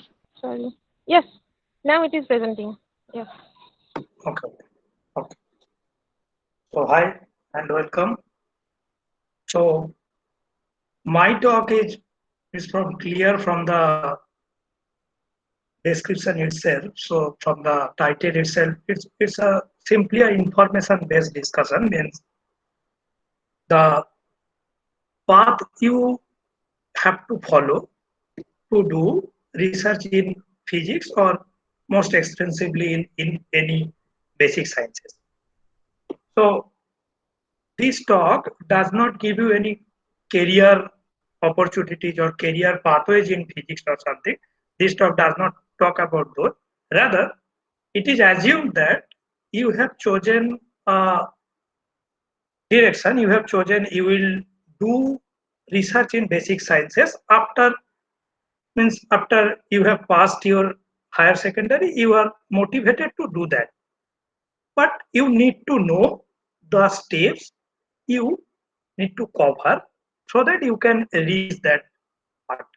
And the underlying process and examinations, I will talk about that. So the important factor in basic sciences is you have to choose a subject that you are passionate about. You have to be very passionate to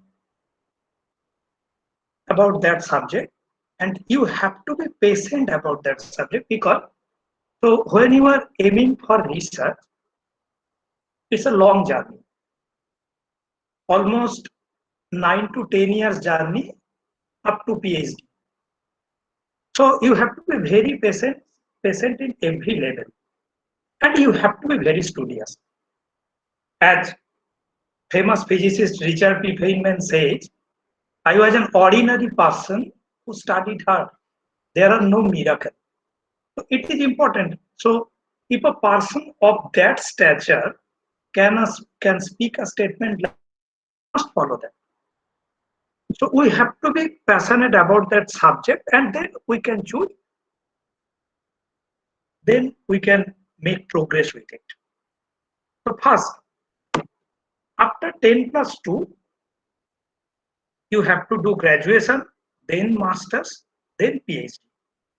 So the straight pathway is BSc, graduation course, Bachelor in Sciences, then MSc, Master in Sciences, then PhD. There is some different courses. So apart from the straightforward courses, there is some different courses that kind of dual degree courses, namely integrated PhD course. You can see from this diagram that integrated PhD course cover both MSc and PhD. That doesn't mean it will less time. No, it will take a similar amount of time, but the course will be on one go. Means you will do first MSc, then PhD. I will talk about it in details later. Similarly, there is another course that combines BSc and MSc called BSMS. This is also so the time period is same. If you do BSc and MSc, and the time period of BSMS is same, but the course will be followed in one go. So this course called BSMS.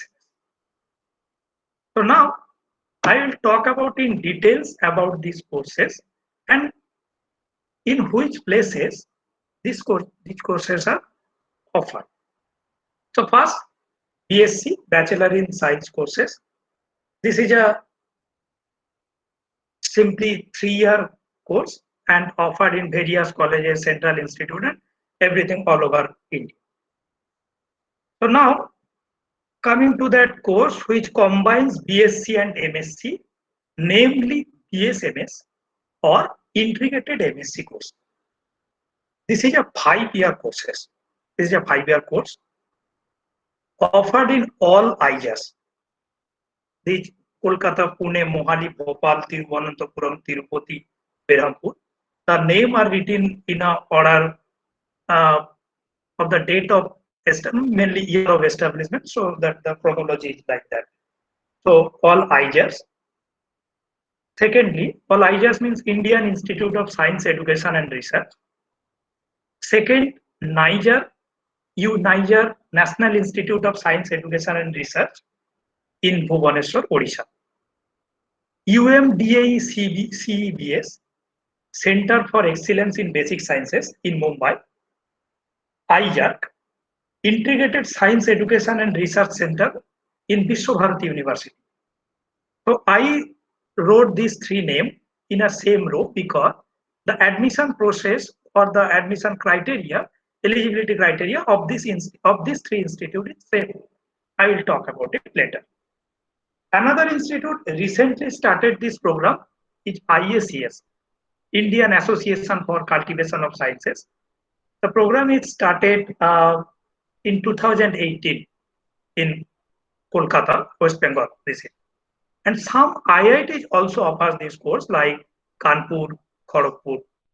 Some central universities like Hyderabad University, they have also this course. So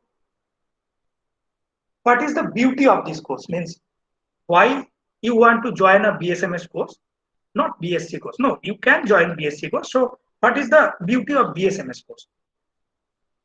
So if you have a thought that, yeah, okay, in future I will do research in a particular basic science topic. So after 12, what happens when you are taking admission of these institute, you are already in a research environment where research is done in a regular basis. So you will get a flavor of that research, what is going on, what is new in some field. So you will be in a mood of research always. So that will be helpful for you. In the first slide, I talk about choosing the subjects. So while you are coming to a BSMS course in IJA, they will offer you 5 courses in the first year. So this is a 5-year course. They will offer you 5 courses: physical sciences, mathematical sciences, chemical sciences, biological sciences, and earth sciences. Apart from some humanities course will also be there. So you will learn about all these 5 courses in the first year. Then in the second year, you have to choose 3 among those 5. Those courses will be called pre-major courses. So first you have a basic idea about all those courses. Then you have a slightly deep idea about what you want to do, which subject do you want to do. So then the pre-major courses, and then comes to major from 3rd year. So 3rd year, 4th year, 5th year, you are choosing a major and progressing with it. So when you are doing progress with major subjects, so and the last year will be a research year. So these are the, and similarly here in Niger, in IJAR, QM, DACBS, ISS, similarly but slightly different maybe, but the IJAR coursework is like that. And in IITs and some central university, you have to choose a discipline. Means you have to choose a department. If you choose physics, you have to be in that. You can take courses from others department, that is all, but you cannot change the department. So that is a facility in BSMS in Niger. Another course, BS, it is offered in IIS. So why this is called 4-year course? Because regular BSc is 3 years and they give you a 1-year research experience. So that's why it is a 4-year course. But immediately if you do another 1 year, they will give you a BSMS degree. So if you do 4 years, then BS. If you do another 1 year, they will give you a BSMS degree. I will talk about the admission process of this institute later. So these are the graduation courses you can do after 10+2. Now, so if you say that you have done graduation course, not BSMS or BS, you have done plain BSc. So then there you have to do postgraduate courses before going to do PhD. So what is this postgraduate courses? There is a straightforward MSc. MSc is a 2-year course offered in IITs, central universities and state universities all over India. Another important course you can say, this is an integrated PhD course. Means like BSMS course, they are the amalgamation of BSc and MSc course. Here, MSc and PhD course. So MSc, that's why the 2 plus PhD take 4 to 5 years to complete. So this program was first introduced by IISc in India.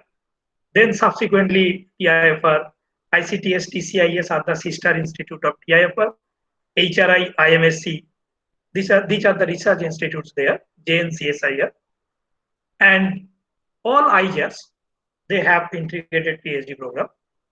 Niger, National Institute of Science, Education and Research, as I said, for the BSMS courses. SNB and CBS. Post Institute, ISCS, every institute offer integrated PhD course. There is a certain procedure to get admitted in this course, but so you can do after BSc, you can apply for integrated PhD course in these institutes. And PhD, the duration is 5 years, offered in all research institute and all university. I do not highlight the PhD stage now because when you will reach up to these, means up to postgraduate courses, and you want to advance to a certain extent, you will certainly know about these steps, the extra steps, means the PhD steps and all. So now we know about all the degrees and all the courses available. So now we have to know the admission process, means the admission test for these courses. The admission test is that course I told that BS in IISc, they took admission from KVPY exam, Kishor Bigyan Protsahan Yojana. This is an exam or IISc. If you qualify this exam, they will give you fellowship and you can do the courses. IIT JEE, NEET UG, these are common all over India. You have a certain idea about it, I hope. So KVPY, you can give KVPY. How? When you are in 11, you can give KVPY SA. When you are in 12, you can give KVPY SB. When you are in a first year of graduate courses, you can give KVPY SX. If you can pass any of these 3 in these 3 years, you can be applicable. You can apply in IISc for these courses. BSMS in Niger, so they took from two channels. One channel is this KVPI IIT JEE channel. They took 50% student from those channels. Means in IIT JEE you have to have some rank, 10,000 under rank you have to. So then you can apply for these courses. And another channel is called SC, State and Central Board channel. So what they took? They took an aptitude test. So based on your 11 and 12, they took an aptitude test based on 4 subjects: physics, chemistry, math, biology. There are 15 questions each from the group, so 60 questions, and they took a 3-hour exam. From there, they select. So the seat for BSMS in IJAS is relatively high. So nearly 1,000 seats all over these 7 IJAS are there. Yeah, competition is there. And another thing, as I told, I have written that Niger, UMDA, CBS, IJAC. So they took admission from this exam called NEST, National Eligibility Screening Test, National Entrance Screening Test. So this exam, the pattern is there is a general science part, and from the 4 topic, means physics, chemistry, math, biology, you have to do 3. So like that and then you have to give an interview to be selected in those institutes. And competition is little high because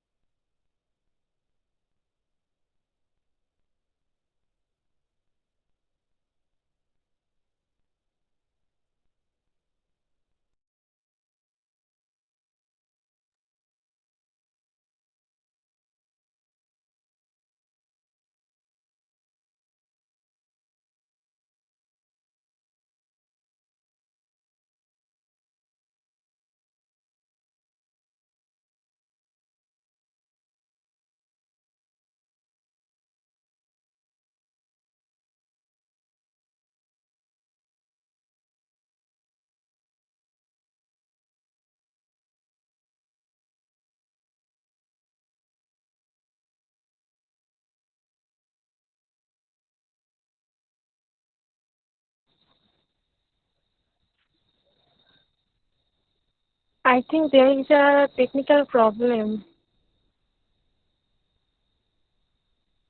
Biswajit, are you here? Yes, Papya, I'm here. I think Biswajit is having some network problem.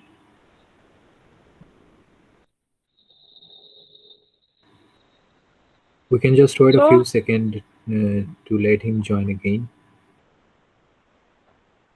Okay.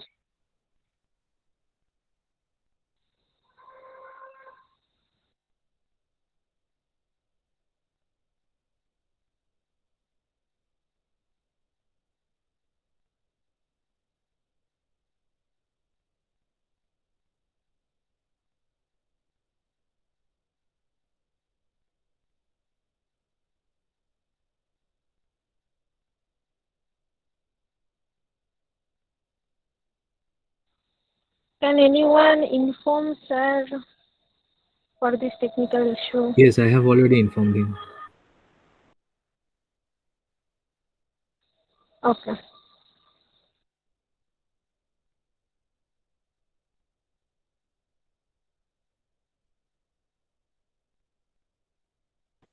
And dear students, we are very much sorry for this inconvenience. Yes, Mr. Biswajit yeah, joined us. uh, Welcome again, Mr. Das. the really unstable. So Yes. So where did I left? You were just mentioning Can about you next examination. means the postgraduate thing? Yes, postgraduate next examination. Yes. Oh no, next exam. Nest. National Entrance Screening Test. Okay. Yeah, okay. Okay. So sorry again.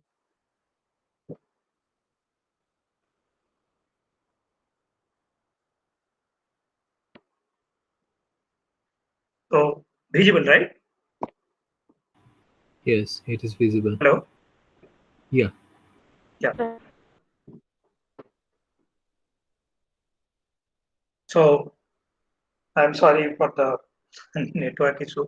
So yeah. So next, this is a exam for doing BSMS in these courses in these institutes, Niger, CABS, IJAC. As I said, there is a general science part, and you have to do three among four subjects, means physics, chemistry, math, biology. You have to attempt three from these. And as I said, IACS, Indian Association for Cultivation of Science, Kolkata, they have introduced this program in 2018. They took their own exams. They took their own exam to uh, take admissions. So now, so these are the underlying exam and admission processes available for you to do BSMS in different institutes. So now, as I said, after 10 plus 2, you have done BSc, then you want to do higher studies. So there are these courses available. MSc, for MSc to do in IITs, there are these exam, IIT JAM, Central Universities conduct, and IIT JAM mainly conducted by IITs and IISc.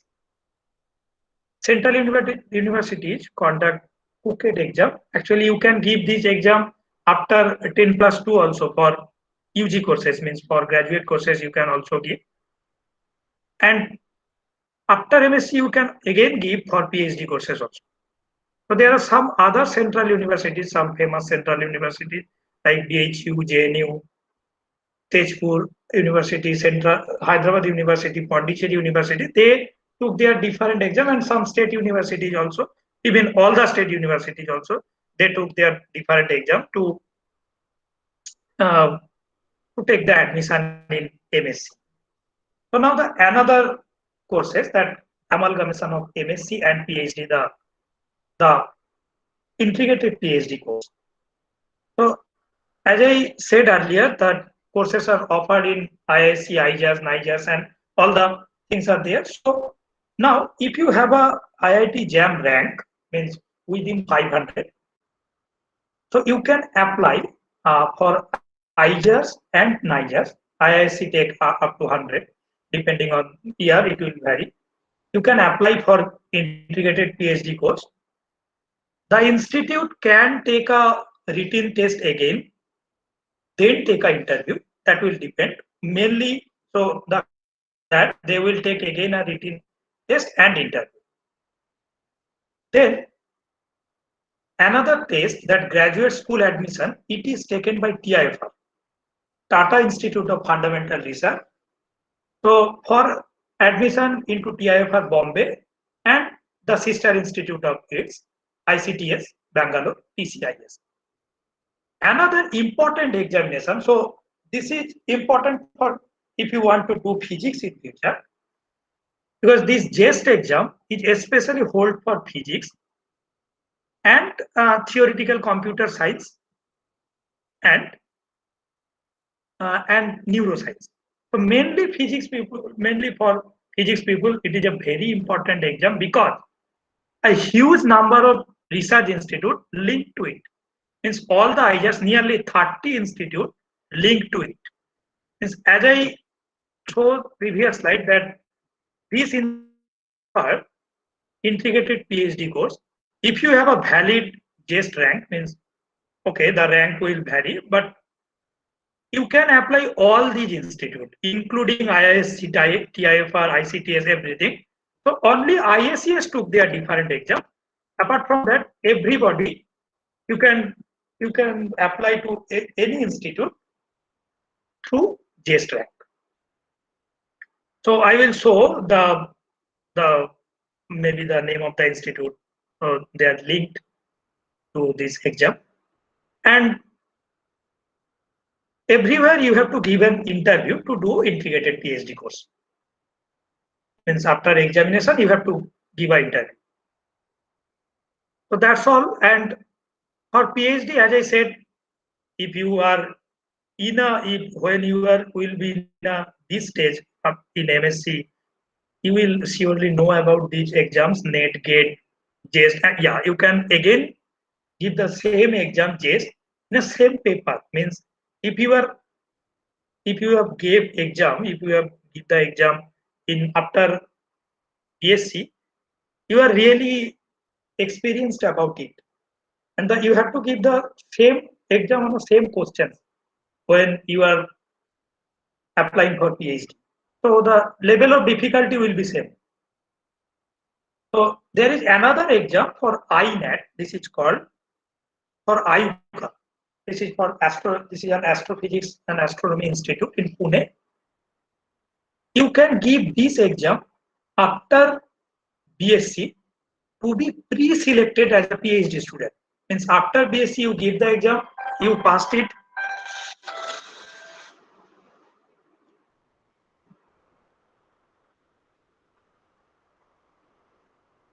You passed it, and then you can be there. Means you can be pre-selected as a student. And okay, so as I said, these institutes are linked to the JEST exam. All these institutes, means you can nearly 30 institutes. Some institutes are missing here. I can say the Bose Institute is named because these are old poster maybe, that's why. But there are a huge number of institutes are linked to that JEST exam. So that is an important. So that's all. Thank you for listening to this, and yeah, thanks to the team for giving me this opportunity. And again, I am sorry for the network issue. So okay, I hope you will have some idea about these courses and underlying exams, and maybe it will be helpful in a certain extent or something. Very much, sir, for your informative lecture. This is really a very useful. So, if you have any questions, please ask. Yes, any questions and stuff you can ask.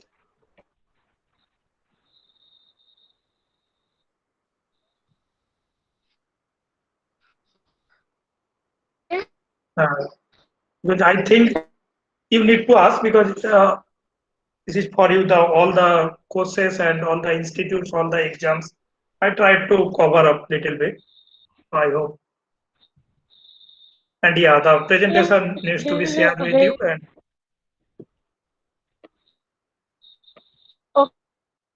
okay. So, if there are any questions, please ask students if there are any questions.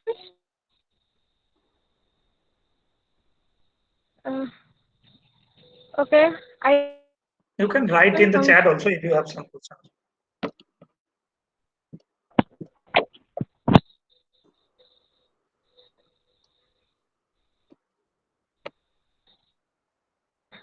If you have any questions.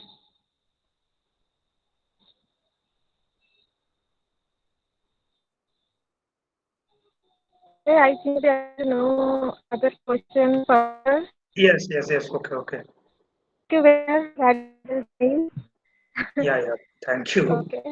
So Yeah. Our next speaker will be by Mr. Keshab Chandra Dinda. Mr. Dinda, most welcome to our session. Are you here, sir? Mr. Dinda? Good evening. Good evening, everyone. Yes. Am I audible? So next topic is on career aspects in the field of earth science. So I want to take over the mic to Mr. Dinda. Sir, please. Thank you.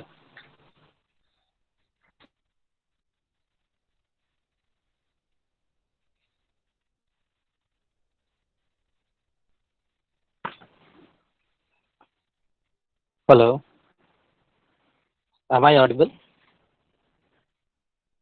Yes, okay, so मेरा नाम, मैं सोच रहा था कि इसको हिंदी में किया जाए। काफ़ी लोगों ने इंग्लिश में भी किया, कुछ ने बंगाली में भी किया। ठीक है, मैं सोच रहा था कि इसको हिंदी में किया जाए, तो कि जो भी बच्चे हिंदी समझ पाते हैं वो ज़्यादा आंसर कर पाएंगे।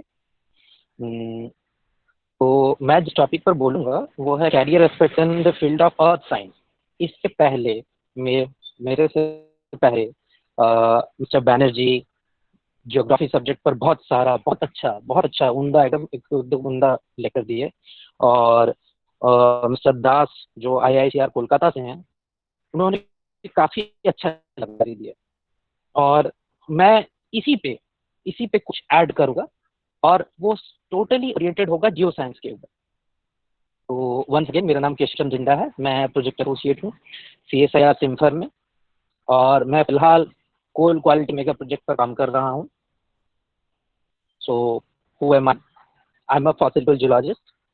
मैं फॉसिल फ्यूल जियोलॉजिस्ट हूँ। मैंने MSc किया हुआ है with specialization in fossil fuel geology, और इसके बावजूद मैं coal material and microlithotype expert हूँ। कोल पेट्रोग्राफी और एनालिसिस की भी जानकारी रखता हूँ। कोल टेक्नोलॉजिस्ट भी हूँ। ठीक है, और मेरी ट्रेनिंग हुई है CS रांची और CMPDI रांची। तो अब हम लोग आते हैं मेरे जर्नी पे। ठीक है, तो मैं थोड़ा बहुत अपने जर्नी के बारे में बताता हूँ। मैंने CBSE से क्लास 12 पास आउट किया है फिजिक्स केमिस्ट्री मैथ लेकर के। उसके बाद 2013 में मैंने संजीवियस कॉलेज रांची में BSc ऑनर्स जियोलॉजी में एडमिशन लिया, 2016 में कंप्लीट किया, और फाइनली MSc जियोलॉजी में एडमिशन लिया रांची यूनिवर्सिटी इटसेल्फ। और उसके बाद फॉसिल फ्यूल जियोलॉजी स्पेशलाइजेशन के साथ 2018 में पास किया। तो मैं अर्थ साइंस के बारे में कुछ फैसिनेटिंग थिंग्स बताना चाहूँगा, बट बताने से पहले भी मैं कुछ पूछना चाहूँगा, अगर कोई जानकारी दे सके कि ऐसा कौन सा जॉब है या ऐसे कितने सारे जॉब्स हैं जो आपको एक हाई पेइंग या हाई सैलरी गिविंग जॉब्स हो। किसी को कोई जानकारी, कोई बता सकता है?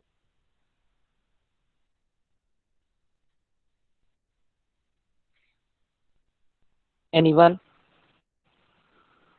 आप हिंदी, बंगाली, इंग्लिश किसी भी भाषा में पूछ सकते हैं। আপনারা যে কোনো ভাষায় জিজ্ঞেস করতে পারেন আমায়।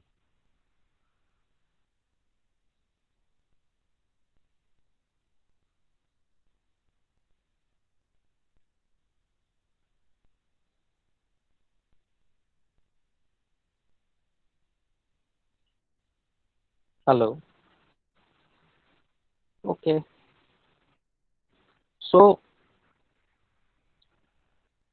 some fascinating facts about earth science and geology. इसमें जो भी कैरियर होता है, ठीक है, जो भी आप जिस भी फील्ड पे काम करें, वो एक हाई पेड जॉब्स होता है। ठीक है, अगर आप पेट्रोलियम इंजीनियर हैं, पेट्रोलियम जियोलॉजिस्ट हैं, जियोफिजिस्ट हैं, ठीक है, और आप अगर अच्छे इंस्टीट्यूट, अच्छे कंपनी, अच्छे फर्म में काम कर रहे हैं, तो it will give you a high package, almost 20 to 30 lakh per annum. ठीक है, और जियोलॉजिस्ट या अर्थ साइंटिस्ट वैसे लोग बनते हैं, ठीक है, जो कि खुद पैशनेट होते हैं, थोड़ा स्ट्रगलिंग होते हैं, ठीक है, जो कि एक चैलेंजिंग या थ्रिलिंग कैरियर चाहते हैं। ठीक है, वैसे लोग ही इस फील्ड को ऑप्ट करते हैं और वैसे ही लोग इस फील्ड में आगे बढ़ते हैं। ठीक है, और जो साइंटिस्ट क्या है कि किसी भी चीज को वो करने में सक्षम होते हैं, उनको हर तरह का नॉलेज होता है। ठीक है, वो फिजिक्स भी पढ़ते हैं, केमिस्ट्री भी पढ़ते हैं, मैथ्स भी पढ़ते हैं, इवन हर चीज, हर एक सब्जेक्ट जो हमारे आसपास है, ठीक है, जो भी पढ़ते हैं, वो हर एक चीज जियो साइंस से रिलेटेड होता है थोड़ा बहुत, किसी भी मायने में, ठीक है। और वो उनको हर चीज की जानकारी होती है, वो पढ़ते हैं, ठीक है, वो जानकारी रखते हैं और उसी हिसाब से वो फिर आगे बढ़ करके आपको लिखते हैं। अब जियो साइंटिस्ट होते कैसे हैं? तो जियो साइंटिस्ट बेसिकली अर्थ के डिटेक्टिव होते हैं, ठीक है। वो हर चीज पता लगा लेते हैं, ठीक है। वो कहीं भी जाएंगे, सरफेस, सब सरफेस, लियो क्लाइमेट वगैरह स्टडी करेंगे और स्टडी करके क्या निकालेंगे, अर्थ में पीछे बीते करोड़ों सालों में जो भी हुआ है, ठीक है, 4.5 बिलियन ईयर्स पहले जो भी हो चुका है, उस दौर पे क्या क्या हुआ है, सारी जानकारी वो लोग निकाल सकते हैं। ऐसे होते हैं जियो साइंटिस्ट, ठीक है। और जियो साइंटिस्ट दूसरा और क्या हो सकता है, वो लोग एनर्जी हंटर्स होते हैं, ठीक है। मतलब वो ऐसे ऐसे सोर्सेस निकालते हैं जिसमें से हमें एनर्जी मिल सके, ठीक है। जैसे सपोज आज के डेट में हम लोग ऑयल फील्ड्स देखते हैं, कोल फील्ड्स देखते हैं, ठीक है, और वेरियस अदर रिन्यूएबल रिसोर्सेज देखते हैं, ठीक है, जिसमें से हम लोग एनर्जी निकाल करके हम लोग मैनकाइंड पे एक बहुत अच्छा एनवायरनमेंट देते हैं, ठीक है। और हमारे डेवलपमेंट में ये बहुत बड़ी उपलब्धि है, ठीक है। और जियो साइंस अभी बताया मैंने, वो मल्टी फेसेट, मल्टी टैलेंटेड होते हैं। तो अब ऐसा बनना कैसे जाए, ठीक है, कैसे बन सकते हैं? तो उससे पहले कैसे बन सकते हैं, इससे पहले मैं बता दूं कि अर्थ साइंस में कौन कौन से सब्जेक्ट्स होते हैं, ठीक है। अर्थ साइंस में सब्जेक्ट होता है जियोलॉजी। उसी जियोलॉजी के अंडर लोग स्टडी करते हैं physical geology, geotectonics, structural geology, environmental geology, quaternary geology, planetary geology, petroleum geology, historical geology, hydrogeology, structural geology, geochemistry, geochronology, geodesy, geomagnetism, geo microbiology, glaciology, geophysics, ठीक है। मैं चलो पूरा पढ़ देते हैं। माइक्रोपैलेंटोलॉजी, मिनरोलॉजी, मिनरोलॉजी में भी बहुत सारे क्राइटेरिया होते हैं, जैसे क्रिस्टलोग्राफी है, अच्छा, जियोलॉजी, मिनरल फिजिक्स, उसके बाद palaeontology, palynology, petrology, physical geodesy, sedimentology, seismology, palaeoseismology, stratigraphy, volcanology, engineering geology और माइनिंग जियोलॉजी। इतने सारे फील्ड, इसके अलावा भी और बहुत से सब्जेक्ट्स होते हैं जिसको कि जियोलॉजी के सब हेड में हम लोग पढ़ते हैं, ठीक है। लेकिन ये एकदम बेसिकली मेन सब्जेक्ट्स हैं जो हम लोग, या ब्रांचेस हैं जो हम लोग की बीएससी, एमएससी या फर्दर कोर्सेज में पढ़ाई होती है, जिस पर रिसर्च अभी भी जारी है। कुछ चीज बहुत सारी चीजें बहुत अच्छे तरीके से आगे बढ़ रहा है, ठीक है, जिस पर रिसर्च वर्क अभी भी चल रहा है। कुछ गुत्थियां सुलझी हैं, कुछ गुत्थियां अभी भी सुलझनी बाकी हैं। इसके बाद भी हमारे पास और एक 3-4 और नए फील्ड, जैसे एटमॉस्फेरिक साइंस, जिसके अंदर क्लाइमेटोलॉजी, मेटेरोलॉजी, एटमॉस्फेरिक साइंस वगैरह आता है, ठीक है, ओशिनोग्राफी, प्लानिटरी साइंस और लास्ट जियोग्राफी। जियोग्राफी से भी अभी मिस्टर बैनर्जी ने बहुत सारी चीजें जियोग्राफी के बारे में बताई, ठीक है। बहुत ही फैसिनेटिंग फील्ड है जियोग्राफी में भी, ठीक है। आप जीआईएस और क्या बोलते हैं उसको, जियो इन्फॉर्मेटिक्स और रिमोट सेंसिंग के फील्ड में बहुत अच्छा करियर एस्पेक्ट अभी निकल करके सामने आ रहा है, ठीक है। तो इसमें बहुत से फील्ड्स हैं जो कि वो कवर कर चुके हैं, बता चुके हैं, बहुत अच्छे तरीके से बता चुके हैं। तो मुझे लगता है कि मुझे बताने की कोई बहुत ज़्यादा ज़रूरत है नहीं। अब कैरियर अपॉर्चुनिटीज, आप एज अ अर्थ साइंटिस्ट आपको कौन कौन से पोजीशंस मिल सकते हैं जब आप इस चीज़ों को पढ़ाई करके आगे बढ़ेंगे, ठीक है। तो आप जियोलॉजिस्ट बन सकते हैं, ठीक है। जियोलॉजिस्ट का काम क्या होता है, अर्थ की सरफेस और सरफेस रॉक्स का पता लगाना, एक्सप्लोर करना और उसका एक नॉर्मल मैप तैयार करना, ठीक है। हम लोग बेसिकली बेडिंग मैप्स या वो तैयार रखते हैं, ठीक है। उसी बेड्स में या लेयर दर लेयर जो सेडिमेंट्स होते हैं उसी में हमें बहुत सारे फॉसिल फ्यूल मिलते हैं, बहुत सारा मिनरलाइजेशन हुआ रहता है, ठीक है। फिर उसी को हम लोग एक्सप्लोर करके बाद में हम लोग माइनिंग के लिए जा रहे हैं। तो ये सारा काम जियोलॉजिस्ट करते हैं, ठीक है। फिर मेट्रोलॉजिस्ट है, मेट्रोलॉजिस्ट बेसिकली मौसम वैज्ञानिक होते हैं, ठीक है। फिर जियोफिजिसिस्ट हैं जो भूभौतिकी मतलब अर्थ की जो सबसर्फेस जियोलॉजी है उनका पता लगाते हैं। और अक्सर देखा गया कि जियोलॉजिस्ट और जियोफिजिसिस्ट साथ साथ ही काम करते हैं। फिर जियो साइंस इंजीनियर है, इंजीनियरिंग जियोलॉजिस्ट है, पेट्रो जियोफिजिसिस्ट है, मरीन जियोलॉजिस्ट है, पेट्रोलियम जियोलॉजिस्ट है, पैलेंटोलॉजिस्ट है, माइनिंग इंजीनियर है, एनवायरमेंटल जियो साइंटिस्ट हैं, जियोमॉर्फोलॉजिस्ट हैं। जियोमॉर्फोलॉजी के बारे में उन्होंने बताया था मिस्टर बैनर्जी ने। फिर स्टैटिग्राफर हैं, जियो केमिस्ट हैं, हाइड्रोजियोलॉजिस्ट हैं, मिनरलोलॉजिस्ट हैं, रिमोट सेंसिंग स्पेशलिस्ट हैं, जीआईएस एनालिस्ट हैं, सिस्मोलॉजिस्ट हैं। इतना मैं इसमें लिख पाया हूँ, ठीक है। अभी भी पोजीशन की कमी नहीं है जियो साइंस के फील्ड में, ठीक है। इसके बावजूद भी और भी बहुत सारे पोजीशंस हैं जिनको की और एकदम हाई पेइंग, बहुत ही रेप्यूटेड, बहुत ही अच्छे पोजीशंस हैं जिसको कि आप आगे बढ़ करके क्रैप कर सकते हैं। So how do you get into the career of earth science? आप अर्थ साइंस को एज अ करियर कैसे चूज करेंगे? तो आपको करना क्या चाहिए? आपको जाहिर सी बात है, फिलहाल आप 9, 10th, 11th, 12th के स्टूडेंट हैं, ठीक है। 9, 10th वालों को तो मैं सिर्फ इतना ही कहूँगा कि आप अच्छे से मन लगा करके सारे सब्जेक्ट्स पढ़िए, रिस्पेक्टिव कि आप कौन सा सब्जेक्ट आपको अच्छा लगता है, कौन सा सब्जेक्ट बुरा लगता है, आप पढ़िए, ठीक है। आप physics, chemistry, mathematics, even geography, history, ठीक है। क्यों? क्योंकि 10th is a base, 10th is a base to give you a career opportunity, ठीक है। वहीं से आपका जो ये है मतलब नॉर्मल ब्रॉट अप अपब्रिंगिंग शुरू होता है, ठीक है। जैसे आप 10th पास कर गए मीन्स आप एक अच्छे रिस्पॉन्सिबल पर्सन बन गए, ठीक है।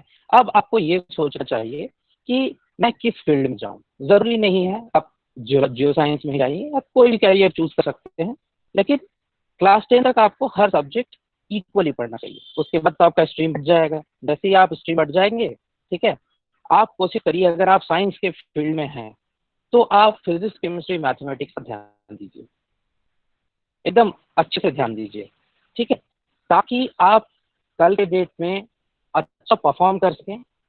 अच्छे इंस्टीट्यूट के जो एंट्रेंसेस होते हैं जैसे जेई एडवांस, ठीक है, जो मेंस और एडवांस होते हैं अभी, ठीक है, उसमें आप अच्छा रैंक ग्रैब कर सकते हैं, जो कि आपको that will lead you to a good institute, ठीक है, जहाँ से आप बीएससी कर पाएंगे, जहाँ से आप एमएससी कर पाएंगे, इंटीग्रेटेड एमएससी कर पाएंगे, ठीक है। तो अब बैचलर डिग्री के लिए आते हैं। तो बैचलर डिग्री में पहला क्या है, मैंने लिखा है either by IIT, JEE mains and advance और केवीपीवाई वही केवीपीवाई जो मिस्टर दास ने अभी बताया, किशोर वैज्ञानिक प्रोत्साहन योजना, ठीक है। उन्होंने ये भी बताया था IISER एप्टीट्यूड टेस्ट, ठीक है। और एक और ये होता है state and central board channel, उसके थ्रू भी आप इन सब में जा सकते हैं, ठीक है। और अगर आप इन सब में नहीं जाते या आप बहुत अच्छा नहीं कर पाते, नो वरीज, कोई बात नहीं, आप स्टेट यूनिवर्सिटीज और सेंट्रल यूनिवर्सिटीज की तरफ जा सकते हैं, ठीक है। वहाँ भी ऐसे बहुत से होते हैं जैसे Delhi University, Banaras Hindu University, Sagar University, Presidency College या Presidency University Chennai, Jadavpur University, Sant Xavier's College Mumbai and Ranchi, और चंडीगढ़ यूनिवर्सिटी, लखनऊ यूनिवर्सिटी, बनस्थली विद्यापीठ और बहुत सारे सेंट्रल यूनिवर्सिटीज, ठीक है, जहाँ से आप ग्रेजुएशन अच्छे से कर सकते हैं by taking physics, chemistry, geology. और जियोलॉजी एज ऑनर्स आपको लेना ही है, तो साथ में आप फिजिक्स या केमिस्ट्री लीजिए या फिजिक्स या मैथ्स लीजिए या बॉटनी, जूलॉजी लीजिए अगर आप बायोलॉजी ओरिएंटेड हैं। It will grab you a better career option. अब इसके बाद आप क्या करेंगे, आपने जियोलॉजी या जो भी है मतलब जियो साइंस जो है, जियो साइंस के फील्ड में सिर्फ कदम रखा है, बस 3 साल आपने जियोलॉजी पढ़ा, इसे आपकी कोई बहुत बड़ी उपलब्धि नहीं हो जाती। आपको इस सब्जेक्ट को और आगे जानना चाहिए और आगे जानना पड़ेगा, ठीक है, ताकि आप इसको एज अ कैरियर चूज कर सकें। तो इसलिए you have to go for MSc, ठीक है। तो जब आप एमएससी करेंगे तो एमएससी के भी दो तरीके हैं, या तो आप आईआईटी जैम लीजिए, joint admission test for MSc, जो आईआईटीज कराती है, ठीक है, या फिर आप किसी भी दूसरे यूनिवर्सिटीज का क्या करिए, उसका अपना अपना एंट्रेंस एग्जाम होता है, उसको आप क्वालिफाई करके उसमें जा सकते हैं। इसके भी मैंने बहुत सारे नाम मेंशन किए हुए हैं, ठीक है। ये सारे के सारे बहुत ही अच्छे और उम्दा कॉलेजेस हैं, ठीक है। कुछ तो डुअल डिग्रीज भी अप्लाई करते हैं, जैसे MSc geology and geo informatics, जैसे अभी central university of Karnataka Gulbarga के बारे में उन्होंने बताया था मिस्टर बैनर्जी ने, ठीक है। तो वो डुअल डिग्री देता है, जियोलॉजी और जियो इन्फॉर्मेटिक्स में एक साथ, वो भी उसी टाइम पीरियड के अंदर।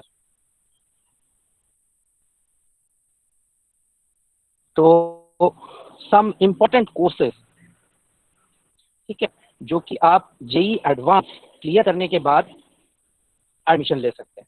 जैसे आईटी कानपुर में 4 ईयर बीएस और साइंस होता है, ये बहुत अच्छा ऑप्शन है उनके लिए जो कि रिसर्च ओरिएंटेड हैं, मगर उनको मन है कभी भी कि वो आगे बढ़ करके रिसर्च के फील्ड में जाना चाहते हैं, तो ये बिल्कुल वो कर सकते हैं, ठीक है।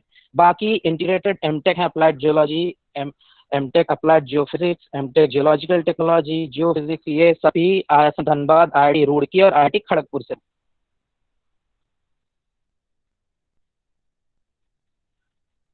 ओके, अगले साइड में चलते हैं।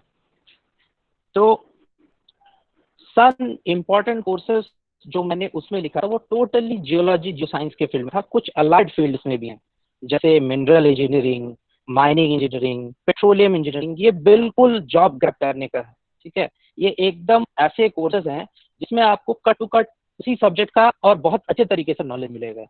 और इस तरह के नॉलेज ले लेने के बाद, ऐसे कोर्सेज के बाद आपको क्या होगा, आप बहुत अच्छे अच्छे पब्लिक सेक्टर अंडरटेकिंग जैसे ONGC, IUCL वगैरह में आप अप्लाई कर सकते हैं। And you should be having petroleum geologist और माइनिंग जियोलॉजिस्ट, ठीक है। तो इसमें देखिए और भी है, BTech MTech dual civil and structural engineering, IIT BHU से है। BTech MTech dual mining engineering है, IIT BHU और खड़गपुर दोनों से, ठीक है। फिर बीटेक एमटेक है dual mining and safety, IIT Kharagpur से, ठीक है। ये सारे जियोलॉजी के अलाइड फील्ड्स हैं। इसके बाद और भी बहुत सारे कोर्सेज हैं, जैसे थ्रू KVPY, IISER और JEE। तो इसमें हम लोग देखें, अभी उन्होंने डिस्कस किया था 5 ईयर BSMS प्रोग्राम्स होता है, ठीक है। ये 3 है टोटल। BSMS जियोलॉजिकल साइंस उन्होंने बताया था, फर्स्ट ईयर आप 4 सब्जेक्ट लेकर के पढ़ते हैं, सेकेंड ईयर 3 मेजर कोर्स होता है, उसमें आप 3 सब्जेक्ट लेकर के पढ़ते हैं, बाकी 2 साल आप एक सब्जेक्ट पढ़ते हैं और 1 साल आपका रिसर्च का होता है। अगले साल अगर आप उसी रिसर्च पर आगे बढ़ते हैं तो आपको मास्टर्स की डिग्री दे दी जाती है, ठीक है। तो ये लगभग सारे के सारे IISERs भी ये कोर्सेज फॉलो होते हैं, ठीक है, ऑल द 7 IISERs। इसके बावजूद भी और भी बहुत सारे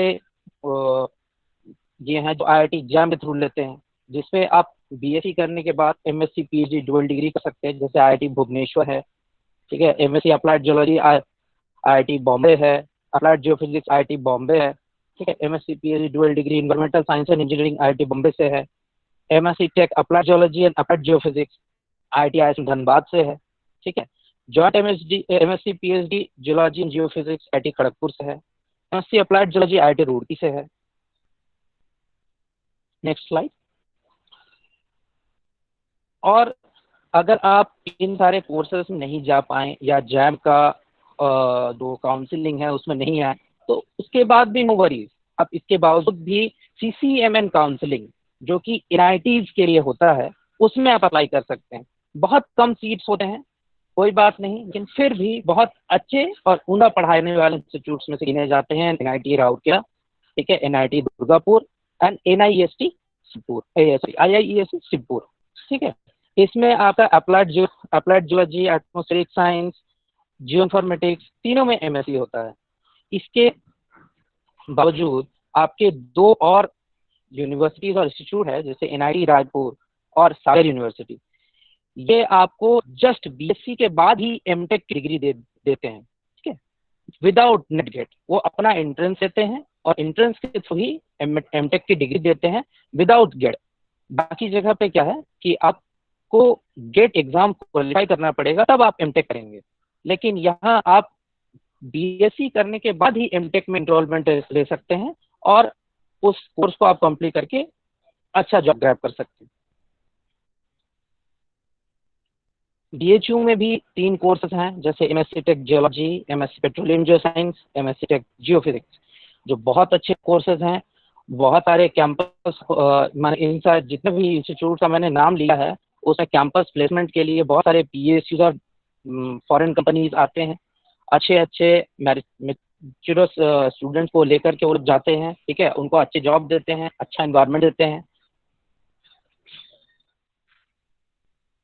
सो टॉप रिक्रूटिंग एजेंसीज, इसमें मैंने कुछ के ही नाम लिखे हैं, ठीक है, बस इसलिए ताकि आपको ये सारे नाम पता रहें, ठीक है। कल के डेट में आप इसको गूगल करें, इसके बारे में पता करें और इसमें अपने आप को मतलब इन सारे इंस्टीट्यूट्स और कंपनीज में, एजेंसीज में अपने आप को सेवा देने के लायक बना, ठीक है।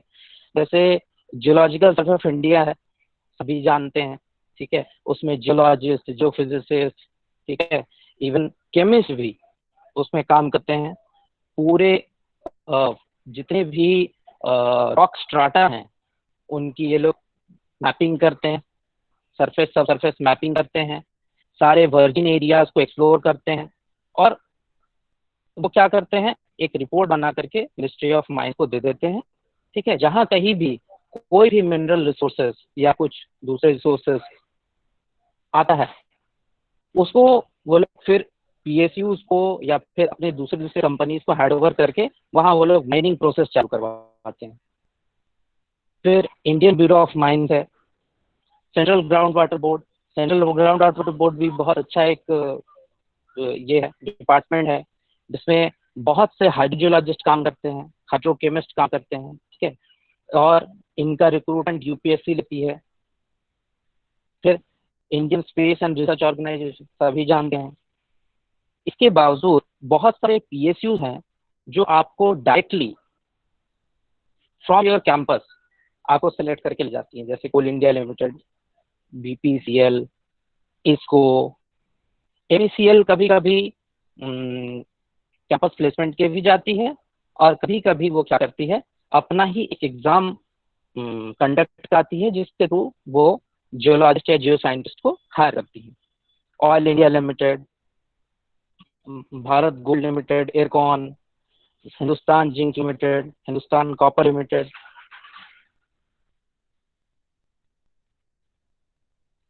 हेलो,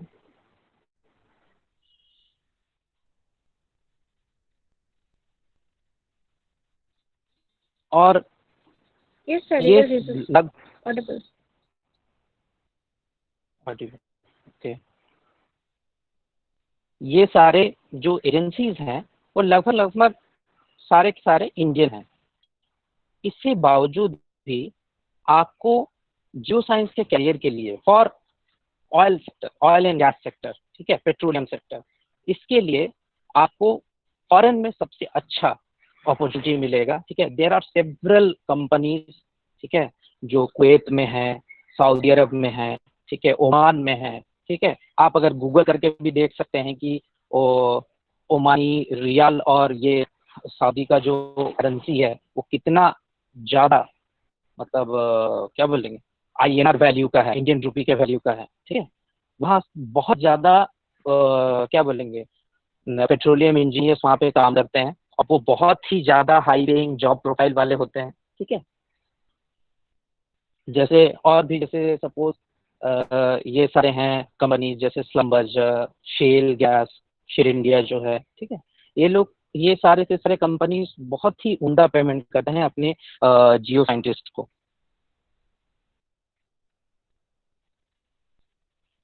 अब सपोज आपने एमएससी कर लिया, कोई बात नहीं, अब आप चाहें अगर आप रिसर्च ओरिएंटेड होना चाहते हैं तो you can go for research work also, ठीक है। आप बहुत ज़रूरी नहीं है कि आप PSU में ही काम करिए और अच्छे जगह पे काम करते हुए आप ये करिए, ठीक है। लेकिन आप चाहें, अगर मान लीजिए सपोज आपको नहीं मिल पाया कभी ना कभी, तो आप आगे बढ़ करके रिसर्च वर्क में अपना योगदान दे सकते हैं, ठीक है। आप PhD कर सकते हैं, या PhD करने के बाद भी आप post doctoral fellow, as a post doctoral fellow बहुत अच्छे इंस्टीट्यूट्स में या फिर यूनिवर्सिटीज में काम कर सकते हैं। आप टीचर बन सकते हैं, पढ़ा सकते हैं, ठीक है। इन सब चीज़ों में IIT गेट का बहुत बड़ा एक वाइटल रोल होता है, ठीक है। जब भी कोई PSUs आती है या अपने मैनेजमेंट ट्रेनीज को रिक्रूट करती हैं, तो उसमें बहुत बार लिखा रहता है कि आपका गेट रैंक बहुत अच्छा होना चाहिए, या गेट के रैंक के बेसिस पर वो लोग बुलाते हैं इंटरव्यू के लिए, ठीक है। तो जाहिर सी बात है कि आपको फोकस क्या करना चाहिए, इन सारे एग्जाम्स पर फोकस करना चाहिए। फिलहाल तो 9th-10th को सारे सब्जेक्ट पर ध्यान देना चाहिए, 11th-12th को PCM फिजिक्स केमिस्ट्री मैथ पर ध्यान देना चाहिए, जिसके मुताबिक वो आगे बढ़ करके JEE मेंस और एडवांस देंगे, जिसमें उनका अगर अच्छा रैंक आया तो अच्छे बहुत अच्छे इंस्टीट्यूट्स में उनको जो भी कोर्सेज हैं, मतलब under graduate post graduate courses हैं या इंटीग्रेटेड कोर्सेज हैं, वो करने का मौका मिलेगा, ठीक है।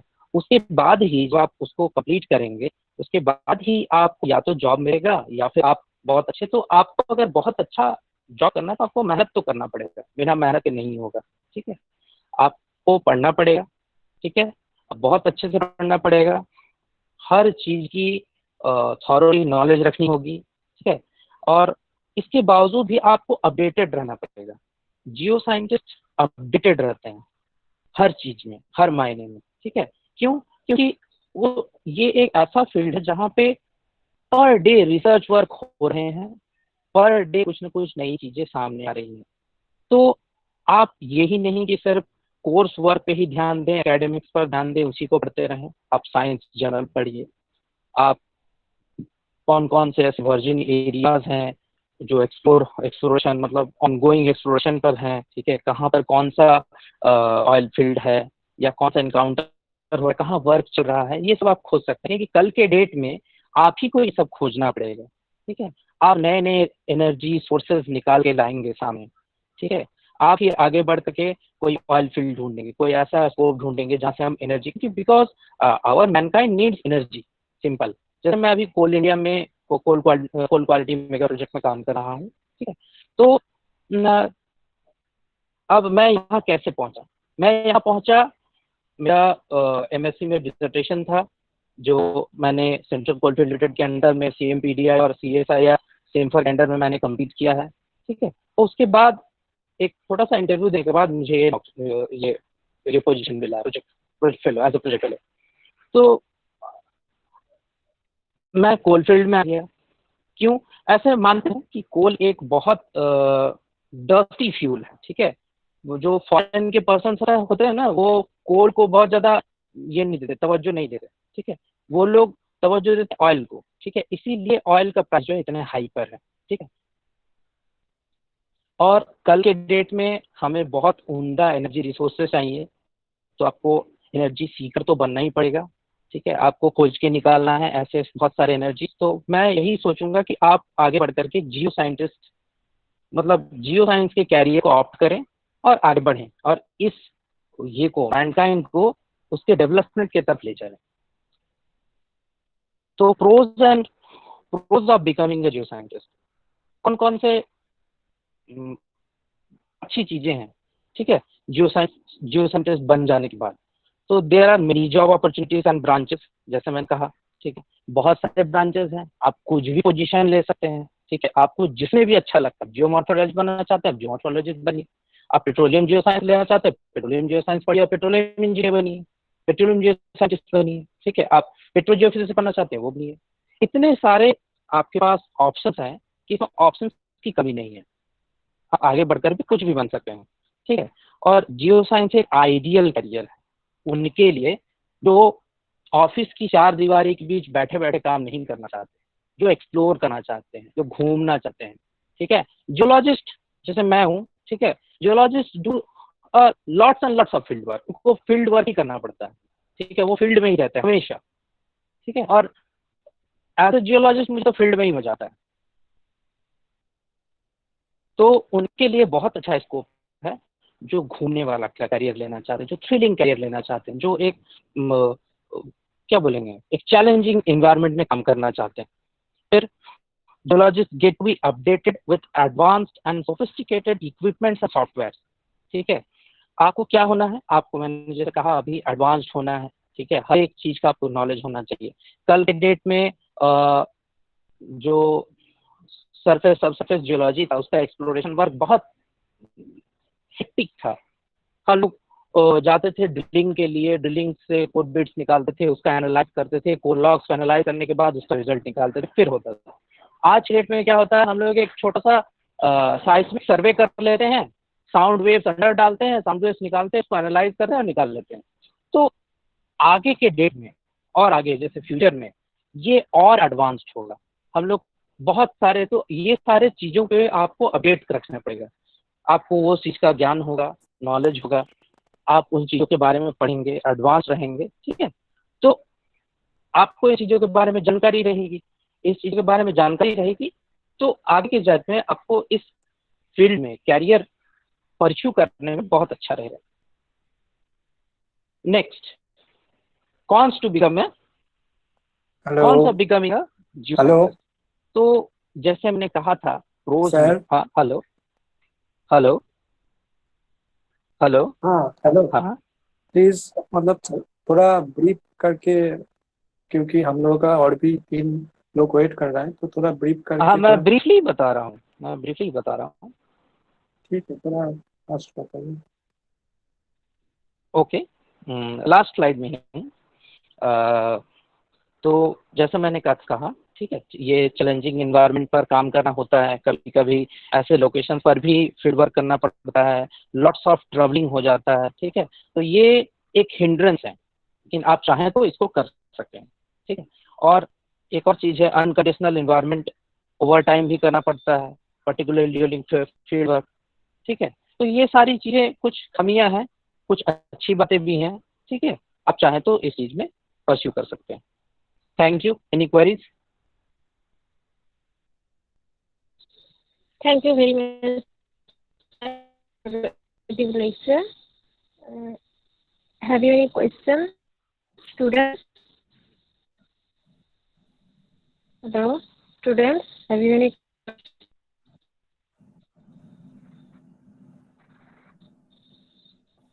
If you have, yes, oh, there is no question.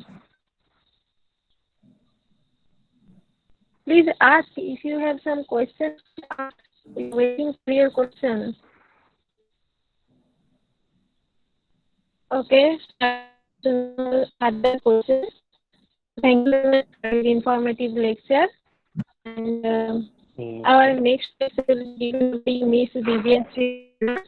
So, Miss Rana, most welcome. And the topic of our next is nurturing venture, exploring green careers. So I want to take over the mic to Ms. Rana. So, Ms. Rana, please start your presentation. Ms. Rana, are you here? Hello. Yeah, hello. Can you hear me? Yes, yes. Hello. Yeah. Thank you very much for having me here, and I'm delighted to talk to the students. Now I'll be sharing my presentation. Just a second. Can you see my screen? Is my screen visible? No, ma'am. Is my screen visible? No, sorry, ma'am.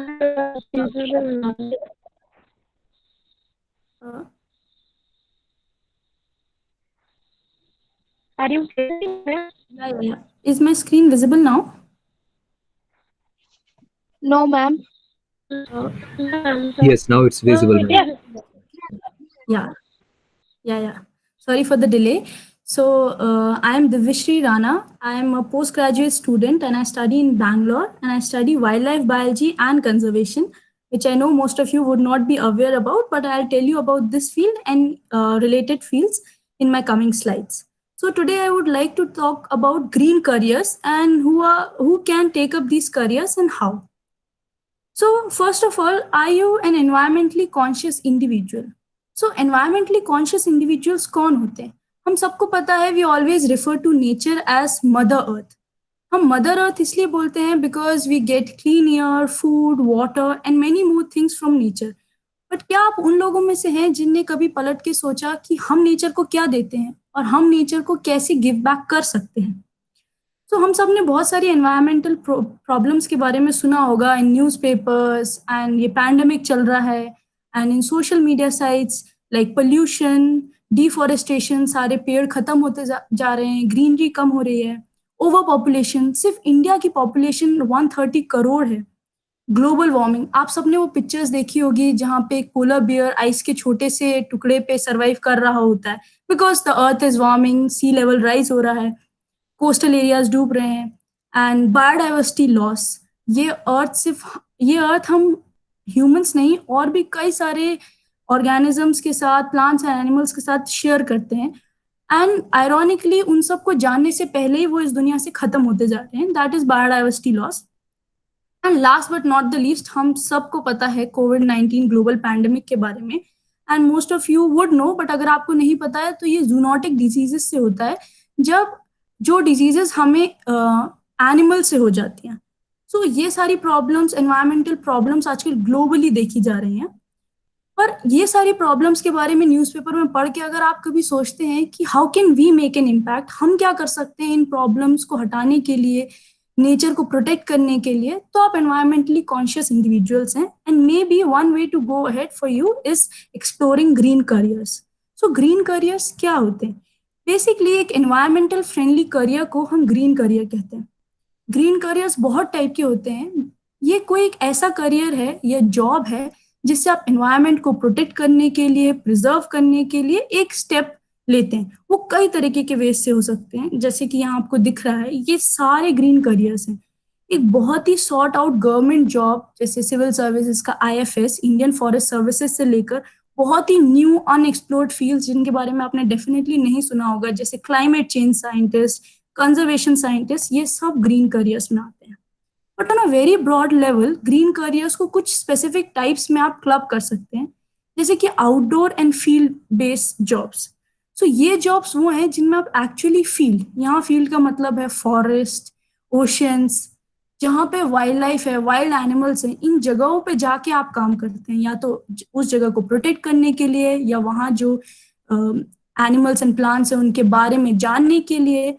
जहाँ आप वहाँ जाके काम करते हैं, ये outdoor या field based job होती है. इसका बहुत अच्छा एग्जाम्पल है, हम सब कोई नेशनल पार्क में सफारी के लिए जाते हैं, सो वहाँ पे एक आदमी होता है जो हमको बताता है कि यहाँ पे क्या क्या है, like a naturalist. So that is a kind of field based job. उसके अलावा next are the traditional jobs with green alternatives. So basically everyone knows engineering, everyone knows law, but आजकल नई field like green engineers, environment engineers, people know about veterinary, जहाँ आपके pets को और cattle को और डोमेस्टिक एनिमल्स को आप ट्रीट करते हो. But there are also wildlife veterinarians, because domestic animals जैसे वाइल्ड एनिमल्स को भी ट्रीटमेंट की कभी जरूरत होती है, they work on that. Next are renewable energy jobs. This is the largest sector that is available in green career. आप सबको पता है कि पेट्रोल के प्राइसेस, डीजल के प्राइसेस बढ़ते ही जा रहे हैं, ऑयल के प्राइसेस बढ़ रहे हैं. सो लोग ऑल्टरनेटिव्स ढूंढ रहे हैं सोलर एनर्जी में. आजकल लोग घरों के ऊपर सोलर एनर्जी लगा रहे हैं, इंस्टीट्यूट्स में सोलर एनर्जी लगा रहे हैं. There other things also like wave energy, wind energy. तो इस सेक्टर में सबसे ज्यादा जॉब्स हैं within green careers, and these are renewable energy jobs और clean energy. Last but not the least is compliance और पॉलिसी मेकिंग जॉब्स. कोई भी इंडस्ट्री, कोई भी कंपनी जो आज सेटअप होती है, उनको एक स्पेशल पोजीशन होती है एनवायरमेंट कंसल्टेंट की, बिकॉज हर इंडस्ट्री को सेटअप होने से पहले एनवायरमेंट क्लियरेंस चाहिए होता है. ये वो क्लियरेंस है, ये वो सर्टिफिकेट है बताने के लिए कि जो इंडस्ट्री बन रही है वो एनवायरमेंट को हार्म नहीं करेगी, और करेगी तो कैसे उसको रीपे कर सकती है. तो ये कंसल्टेंट जॉब्स आजकल हर छोटी बड़ी कंपनी में है, जिसके भी बारे में आप सोच सकते हैं, हर फील्ड में, गवर्नमेंट और प्राइवेट सेक्टर्स में. तो ये कई टाइप के ग्रीन करियर्स हैं. जिनके बारे में जनरली हमें नहीं पता होता। और इन ग्रीन करियर्स में एम्प्लॉय होने की अपॉर्चुनिटीज भी बहुत सारी हैं। ग्लोबली आप सबको यूनाइटेड नेशंस के बारे में पता होगा, ये इंटरनेशनल बॉडी है और जिससे वर्ल्ड डेवलपमेंट नहीं सस्टेनेबल डेवलपमेंट या इको फ्रेंडली डेवलपमेंट करे, इसलिए ग्रीन सेक्टर में, एनवायरमेंटल सेक्टर में ये बहुत सारी जॉब अपॉर्चुनिटीज निकाल रहे हैं globally. But government of India ने भी, जैसे आपको पता है, पोल्यूशन बोर्ड्स होते हैं एंड ट्रांसपोर्ट इंडस्ट्री में मेट्रोज बन रहा है, चीजें ऐसी बन रही है जो वो इको फ्रेंडली हो। तो गवर्नमेंट ऑफ इंडिया भी बहुत कोशिश कर रही है इस सेक्टर में जॉब्स बढ़ाने की। NGOs, despite popular belief, NGOs ऐसे नहीं होते जहां आपको अपनी जेब से पैसा लगाना होता है। एनजीओस में भी जॉब मिलती है, वेल पेड जॉब्स होती हैं। और वाइल्ड लाइफ और कंजर्वेशन के सेक्टर में मोस्टली एनजीओस ही हैं और इनमें सारी जॉब्स ही इसी सेक्टर के अंडर आती हैं। एकेडमिया, मेरे सारे प्रीवियस स्पीकर्स ने एकेडमिया मतलब रिसर्च के बारे में बहुत कुछ बोला है। और रिसर्च जैसे बाकी फील्ड्स में है वैसे ही एनवायरनमेंट से related, environmental sciences, wild life, ecology, ऐसे फील्ड्स में भी बहुत सारी रिसर्च हो रही है टॉप इंस्टीट्यूट्स में, इंडिया और बाहर के। उसके अलावा आपने सबने सुना होगा आजकल टूरिज्म नहीं, सस्टेनेबल टूरिज्म है, इको फ्रेंडली टूरिज्म है कि आप कहीं जाएं पर आप अपना इम्पैक्ट ना छोड़ें। वैसे ट्रांसपोर्टेशन भी, इलेक्ट्रिक कार्स आ रही हैं नॉर्मल कार्स की जगह। वेस्ट मैनेजमेंट में सिर्फ कचरा फेंकने नहीं, उसको कैसे रिसाइकल और रीयूज कर सकते हैं, उस पे स्ट्रेस है। तो ये सारे जो नए एवेन्यूज बन रहे हैं, इससे बहुत सारी जॉब्स जनरेट हो रही हैं। और ऐसे ही जो प्राइवेट सेक्टर्स है वो भी पूरा जॉब मार्केट में नई जॉब्स प्रोवाइड कर रहे हैं इस सेक्टर में। बट ये सारी जॉब्स करने के लिए जहाँ पे भी आप हैं, आप डायरेक्टली नहीं जा सकते, आपको कुछ स्पेशल डिग्रीज चाहिए जिससे आप ब्रिज कर सके। और ये डिग्रीज जैसे environmental sciences, environmental engineering, wild life biology, ये डिग्रीज बहुत सारे इंस्टीट्यूट्स में हो रहा है। आईआईटीज में, टेरी जो क्लीन एनर्जी पे काम करता है, आइजर्स में, टिस में, टाटा इंस्टीट्यूट्स में, जेएनयू में, ऐसे कई सारे इंस्टीट्यूट्स हैं जहाँ पे काम करता है। और फॉरेन में भी जो भी बड़ी इंस्टीट्यूट का नाम आपने सुना होगा, like MIT, Harvard, Oxford, Cambridge, ये सब ऐसी डिग्रीज प्रोवाइड करते हैं।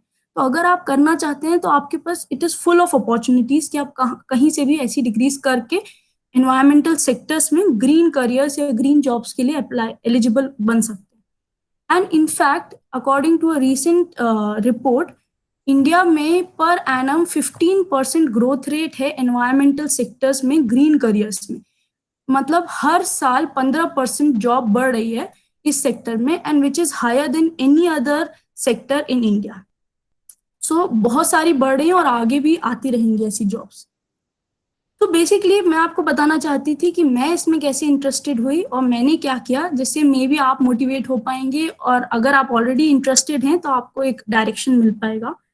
सो मेरा ड्रीम जॉब कभी भी ऐसे टाइप के ऑफिस में रहना नहीं था कि एक बड़ा ऑफिस हो, क्लीन हो, बड़ी जगह हो। मेरा हमेशा ड्रीम था कि मैं जो भी काम करूं मैं नेचर के साथ रह पाऊं, फॉरेस्ट एक्सप्लोर कर पाऊं, खुली जगह में रह पाऊं।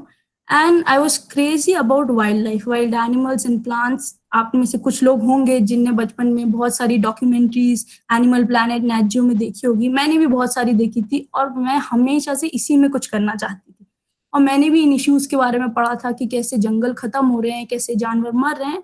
And I wanted to do something which makes an impact rather than doing what everyone else does.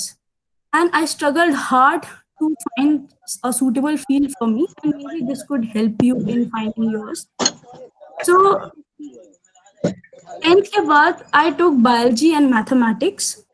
I can't stress enough on the importance of mathematics. Mathematics लेना स्पेशली बायो वाले students के लिए बहुत ही ज़्यादा ज़रूरी है। फिलोसफिकली ये आपको एक प्रैक्टिकल आउटलुक देता है वर्ल्ड का, but practically it is so important, क्योंकि मैं जानती हूँ मेरे साथ में कुछ ऐसे लोग थे जो हायर एजुकेशन में कोई डिग्री करना चाहते थे but they were not eligible. So अगर आपने बायो आप लेना चाहते हैं और अगर आप डॉक्टर नहीं बनना चाहते हैं तो आई स्ट्रांगली सजेस्ट आपको मैथ्स लेना चाहिए। ये आपको आगे बहुत हेल्प करेगा। I know it can be tough to have both maths and bio, मैंने भी बहुत स्ट्रगल किया था, but I at the end I think it was worth the struggle. So if possible आप भी जरूर कोशिश कीजिएगा कि मैथमेटिक्स किसी तरीके से आप भी खींच लें, even if you are interested in pure biology. And इस एग्जाम के बारे में सबने बोला और मैं भी बोलना चाहूंगी, KVPY is one of the most prestigious exams जो आप 11th-12th के साइंस स्टूडेंट्स दे सकते हैं. It is basically for basic sciences जो लोग बाद में BSc MSc PhD करना चाहते हैं, क्योंकि it has a scholarship scheme. अगर ये आपका प्लान है तो आप डेफिनेटली कीजिए. 12th के जस्ट बाद आप इंडिपेंडेंट हो जाएंगे. BSc में आपको पर मंथ 5,000 रुपीज मिलेंगे, MSc में आपको पर मंथ 7,000 रुपीज मिलेंगे. बट आई सजेस्ट, अगर आप इस फील्ड में नहीं भी जाना चाहते हैं और अगर आपने साइंसेज लिए हैं तो ये एग्जाम आप जरूर दीजिए, क्योंकि बाद में ये आपके मेरिट में हमेशा रहेगा कि आपने ऐसा एक एग्जाम क्वालिफाई किया था. और ये one of the toughest exams है. So do try for it. This is my suggestion.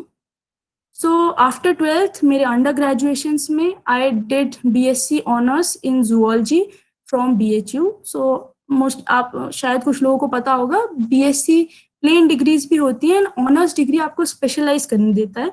So BSc zoology में मैंने सिर्फ equal level of zoology, botany, chemistry नहीं पढ़ा था, मैंने जूलॉजी थोड़ा स्पेशलाइज पढ़ा था. सो ऑनर्स डिग्री आर गुड अगर आपका कोई एक पर्टिकुलर इंटरेस्ट है.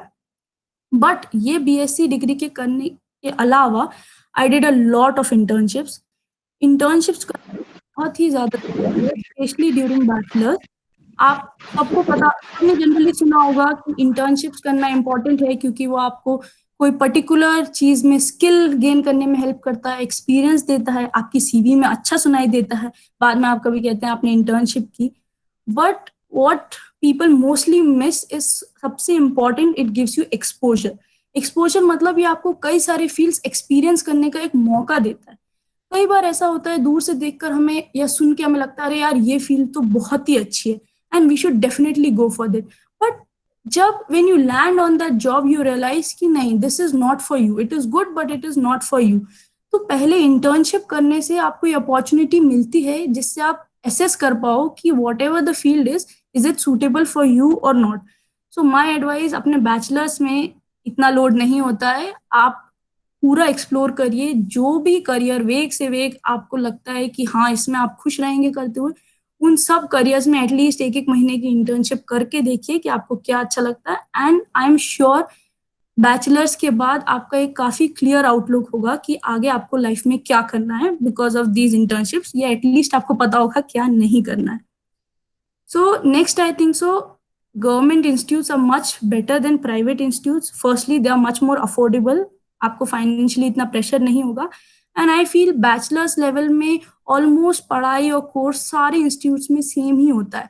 So why invest so much money in something which won't give you a better edge. So I think so I would suggest to try to get into government institutions. Basic courses, बहुत सारे लोग पूछते हैं कि bachelors में अगर उनको पता है कि वो बायोटेक्नोलॉजी करना चाहते हैं तो उनको करना चाहिए या नहीं, या बायोकेमिस्ट्री करना चाहिए. But I suggest to everyone कि बैचलर्स में at least try to do a basic course, क्योंकि हम 12th से नए आते हैं, many times we don't know कि आगे हम क्या करना चाहेंगे. तो अगर बैचलर्स में आप एक बेसिक कोर्स करेंगे, जैसे मैंने बॉटनी, जूलॉजी, केमिस्ट्री पढ़ा था, तो आगे आपके पास अपॉर्चुनिटीज खुली रहेंगी, आप कुछ भी करना चाहें. So I would suggest doing basic courses. कई सारे यूनिवर्सिटीज हैं, बहुत सारे और लोगों ने भी बोला, like BHU, Delhi university, Hyderabad university, Punjab university, Baroda university, which are very good. And वो आपको ये ऑनर्स डिग्री देते हैं. और बाकी भी बेसिक साइंसेस की डिग्री, बायोलॉजी डिग्री आपको सारे ही यूनिवर्सिटी कॉलेजेस में मिल जाती है. बट अगर आपका एम पहले से आपको पता है एकेडमिया है, मतलब रिसर्च करना चाहते हैं, so do try and to make an effort to get into institutes. क्योंकि इंस्टीट्यूट्स में जो आपको पढ़ाया जाएगा, जैसे आपको ट्रेन किया जाएगा, दैट इज मच डिफरेंट. और अगर आपको इसी फील्ड में रहना है तो आगे आपको उसको बहुत एडवांटेज होगा. एंड अगेन उसके लिए KVPY बहुत इंपॉर्टेंट है, आपके बहुत अच्छे स्कोर्स होने चाहिए. एंड जहाँ पे भी आप पढ़े वहाँ पे आप देख लीजिए कि स्टेट गवर्नमेंट की कौन सी स्कॉलरशिप्स मिलती है. बहुत सारे लोगों को नहीं पता होता, बट बैचलर्स लेवल में बहुत सारे स्टेट्स स्कॉलरशिप्स देते हैं बच्चों को पढ़ने के लिए. So finally for my masters I did a specialised course. जैसे मैंने आपको पहले भी बताया, मैं MSc wildlife biology and conservation किया मैंने. टाटा का इंस्टीट्यूट है NCBS, national centre for biological sciences, Bangalore में, यहाँ से. So basically wildlife biology क्या होता है, हमें सिखाया गया कि wildlife, wild animals and places कैसी होती हैं, वाइल्ड लाइफ अपने एनवायरनमेंट से कैसे इंटरेक्ट करता है, हम उस एनवायरनमेंट में जाके उनको कैसे पढ़ सकते हैं, और फाइनली ये सब करके हम कैसे उनको बचाने के लिए एफर्ट्स लगा सकते हैं। तो ये सब इन शॉर्ट हमें इस डिग्री में पढ़ाया गया था।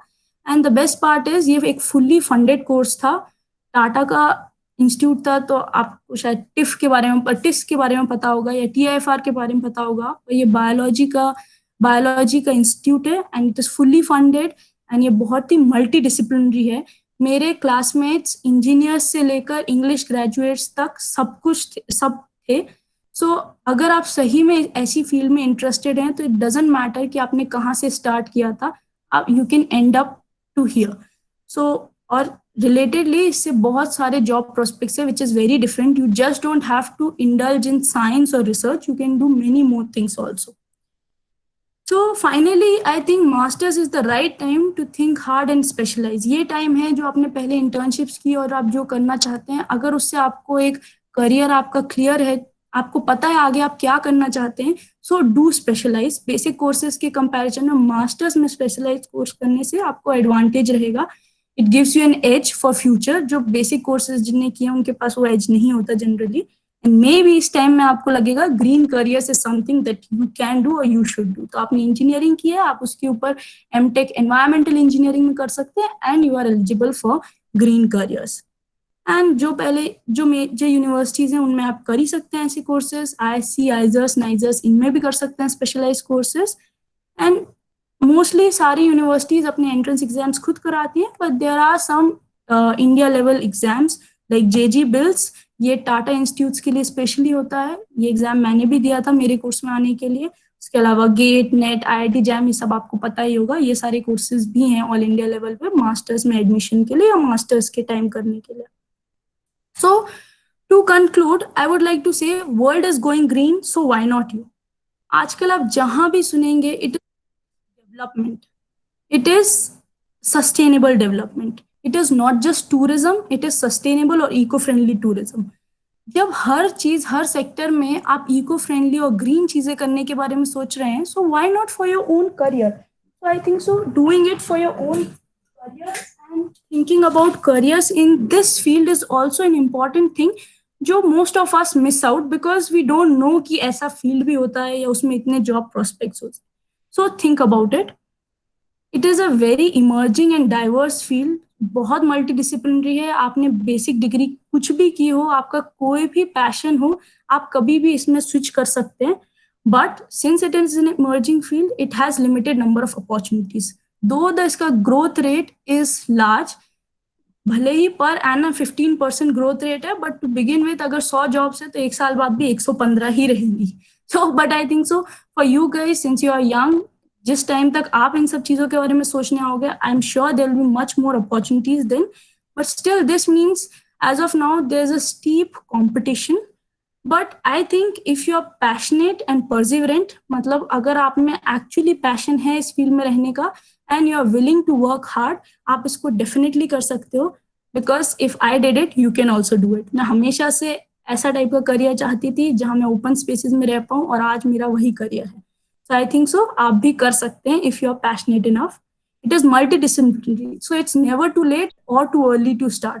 मैंने सोचना शुरू किया था जब मैं 10th में थी, तो आप अभी भी सोच सकते हैं। पर अगर इंजीनियरिंग करने के बाद भी अगर आपको लगता है I am not doing something that makes an impact to the world, I want to give back to nature और society, then you can definitely switch and get into these careers.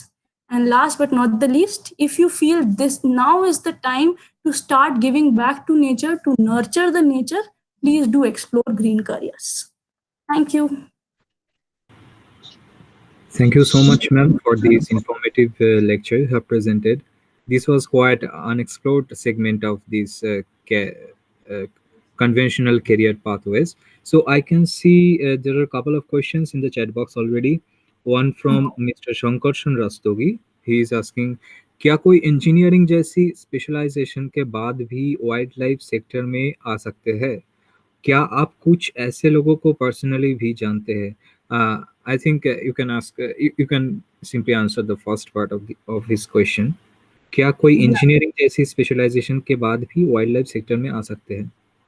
या डेफिनेटली, जैसे मैंने पहले भी कहा, लोग engineering के बाद भी आ सकते हैं। मेरे बहुत सारे टीचर्स और क्लासमेट्स इंजीनियर्स हैं, दो उनको बायो समझने में बाद में थोड़ी डिफिकल्टी हो सकती है, बट दैट डजंट मीन कि आप नहीं कर सकते। अगर आप रियली चाहते हैं तो आप ज़रूर कर सकते हैं। Okay, thank you. I think this answers his question. One more question. कोई BHU में एडमिशन लेना चाहते हैं तो क्या क्या प्रिपरेशन लेना होगा जूलॉजी में?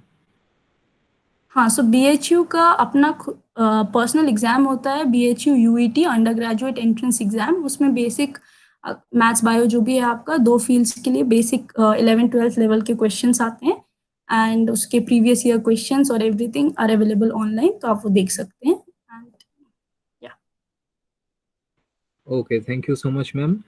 Thanks for joining and spending this much time with us. Thank you so much for giving me this opportunity. You are most welcome.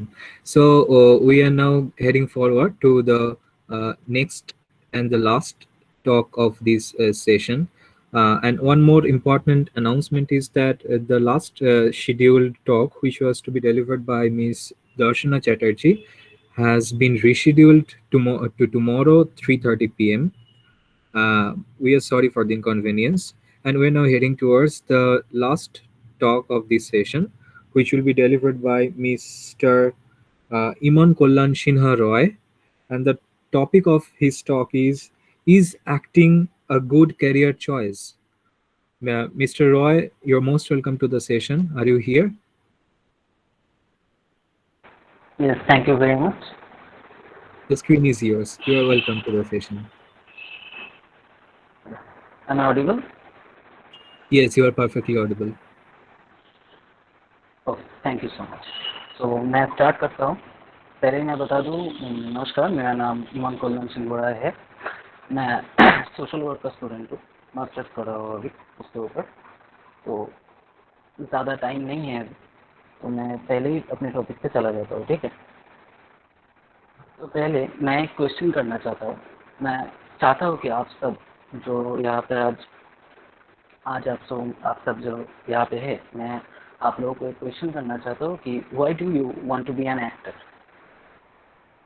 Acting एक बहुत ही डिफरेंट बात है करियर ऑप्शन के लिए। ये बहुत ही अच्छा करियर ऑप्शन है, लेकिन ये बहुत डिफरेंट है दूसरे सारे करियर ऑप्शन से। यहाँ पे फर्स्ट ऑफ ऑल आपको बहुत ही स्ट्रगल करना पड़ता है, बहुत ही। ये दूसरे करियर ऑप्शन की तरह नहीं है कि आप एक कोर्स करो फिर आपको एक जॉब का जो सिक्योरिटी होती है वो यहाँ पे कभी भी नहीं मिलता। आपको किस उम्र में जाके आपको सक्सेस मिलेगा ये भी आपको एकदम ही नहीं पता होता है। तो there are few courses, there are so many field like, हाँ, तो यहाँ पे बहुत सारे फील्ड है, जैसे cinematography, television production, film making, acting, film and media management, theatre art, cinematography, dramatic and direction and screenplay writing. तो आप लोगों को पहले जो आप सबको याद ध्यान रखना है कि ये उतना इजी नहीं होता। यहाँ पे आपको आप सिर्फ पढ़ाई करने पर यहाँ पे कोई सक्सेस नहीं मिलता है। यहाँ पे आपको 3 चीज़ों को ध्यान रखना पड़ता है कि आपका जो शाइनेस है और आपका जो फियर है वो आपको एकदम से छोड़ देना पड़ेगा कि मैं कोई भी शाइनेस नहीं दिखा सकता यहाँ पे, और मुझमें कोई फियर नहीं है। क्योंकि वो जो एक हिंदी कॉमर्शियल आता है ना मार्टिन डी का कि डर के आगे जीत है, तो आप हर वक्त अब डरोगे, ठीक है। आपको हर वक्त डर लगेगा कि आज मैं यहाँ पे परफॉर्म कर पाऊँगा कि नहीं। तो वो डर आपको अपने अंदर से पूरा निकाल देना पड़ेगा, तभी आप इस करियर में कुछ कर सकते हो। अब आपको लगेगा कि इसमें पहले मुझे क्या करना है। पहले आपको जानना होगा कि यहाँ पे क्या होता है। क्या किसी को कोई भी आइडिया है?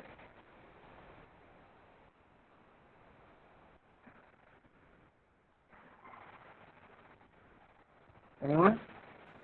Mr. Roy, sorry to interrupt, but since you are not having any slides, so it would be better, and you are an actor, budding actor, so it would be better if you could reveal yourself and use your camera, because it is quite, you know, Okay, if it okay. is possible, that would be better. Yeah. Yeah, fine. So मैं आपको तीन चार चीज़ बताऊंगा। मुझे ज़्यादा कुछ नहीं कहना है क्योंकि यहाँ पे ज़्यादा कुछ मैं कह नहीं सकता। आपको तीन तरह की चीज़ें याद रखना पड़ेगा। एक, आपको अपना हेल्थ बहुत ही अच्छा रखना पड़ेगा, आपका जो हेल्थ है। और दूसरा, आपको एक्टिंग के दो बहुत ही इम्पोर्टेंट जो स्टेप है वो है ऑब्जर्वेशन एंड इमेजिनेशन। अगर आप किसी कैरेक्टर को अगर अच्छे से अगर प्ले करना चाहते हैं तो आपको किसी एक कैरेक्टर को आपको ऑब्जर्व करना पड़ता है। आप अगर ऑब्जर्व करेंगे किसी कैरेक्टर को तो आप उस कैरेक्टर को अच्छे से प्ले कर पाएंगे, ठीक है। और आपको बहुत इमोशनल होना पड़ता है। आप अगर इमोशनल नहीं होंगे तो आप उस इमोशन को पकड़ नहीं पाओगे। कि अगर आपको डायरेक्टर अगर कहे कि आपको अभी रोना पड़ेगा, तो अगर आपको सोचना पड़ेगा कि आपका कोई क्लोज वन को कोई दर्द है या फिर वो मर चुके हैं, उस सिचुएशन को आपको इमेजिन करके आपको वो एक्ट करना पड़ता है, ठीक है। तो देयर आर 9 रसा। इसे आप सब लोग अगर पॉसिबल हो तो लिख लीजिए। देयर आर 9 रसा। एक है श्रृंगार रसा। ये श्रृंगार जो आप शाहरुख खान जो करते हैं, सब लोग देखते हैं कि शाहरुख खान कैसे श्रृंगार रसा जो है वो सबसे अच्छा कर सकते हैं, ठीक है। और वो है, और दूसरा है हास्य रसा। हास्य रसा यानी कि जॉय। आपको अगर किसी को हंसाना हो, ठीक है, अगर आपको किसी को हंसाना हो तो आपको उस टेक्निक को आपको याद करना पड़ेगा कि आपका ह्यूमर बहुत स्ट्रांग होना चाहिए, ठीक है। आपको हर समय हैप्पी रखना पड़ता है अपने आप को। अगर आप किसी और को अगर हंसाना चाहते हो, आप इस स्टेट ऑफ माइंड में नहीं रहते हो कि नहीं आज मेरा मूड अच्छा नहीं है, आज मैं ठीक नहीं हूँ, आज मुझे अच्छा नहीं लग रहा, मैं आज परफॉर्म नहीं कर पाऊंगा। ये सब आपको एकदम दिमाग से हटा देना पड़ेगा, ठीक है। जो 3 नंबर है वो है अद्भुत रसा। जब आप किसी चीज़ को देखकर जब बहुत ही हचकित हो जाते हैं कि ये सब क्या हो रहा है भाई, ये तो यहाँ पे नहीं था, ठीक है। There are 9 type of expression, there are 9 type of emotion. तो आपको इमोशन को बहुत अच्छे से ग्रिप करना पड़ेगा, तभी आप एक्टिंग में कुछ कर सकोगे।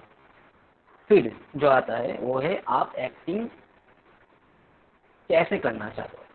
अगर आप लोग अगर देखिए, 2 तरह के एक्टर होते हैं, एक है सलमान खान, एक है नवाजुद्दीन सिद्दीकी। अगर आपको चूज करना पड़ेगा कि आप क्या बनना चाहते हो। अगर आप सलमान खान बनना चाहते हो तो ज़्यादा कुछ करना नहीं पड़ेगा, आपको कोई थोड़ी बहुत कॉन्टैक्ट्स बनाना पड़ेगी, अच्छा दिखना पड़ेगा, ग्रूमिंग करना पड़ेगा अपना, फिर आप वैसे बन सकते हो। आपको बहुत सारे कॉन्टैक्ट्स बनाने पड़ते हैं। लेकिन अगर आप एक थिएटर आर्टिस्ट बनना चाहते हो तो आपको जो करना पड़ेगा, आपको बहुत सारे एक्टिंग के बहुत सारे कोर्सेस है, आपको उस कोर्स को उपलब्ध करना पड़ेगा, उस सारे कोर्सेस। जैसे बहुत सारे स्कूल है एक्टिंग के, जैसे हम खेल एक्टिंग एक्टर स्पीकर, वो है मुंबई के। Film and Television Institute of India वो पुणे में है। Satyajit Ray Film and Television Institute Kolkata में है। बैरी जॉन एक्टिंग स्टूडियो वो मुंबई में है। National school of drama new Delhi में है। Asian academy of film and television वो मुंबई, कोलकाता, नोएडा एंड न्यू दिल्ली में है। तो आप इन सारे एक्टिंग स्कूलों से आप इन कोर्सेज के बारे में जान सकते हैं। और मैं आपको रिकमेंड करूँगा कि अगर कोई एक्टर बनना चाहते हैं तो पहले ही आप लोग थिएटर ज्वाइन करें, क्योंकि अगर आप थिएटर नहीं ज्वाइन करेंगे तो वहाँ पे बहुत सारी चीज़ें सिखाया जाता है, जैसे कि बॉडी लैंग्वेज, इम्प्रोवाइजेशन,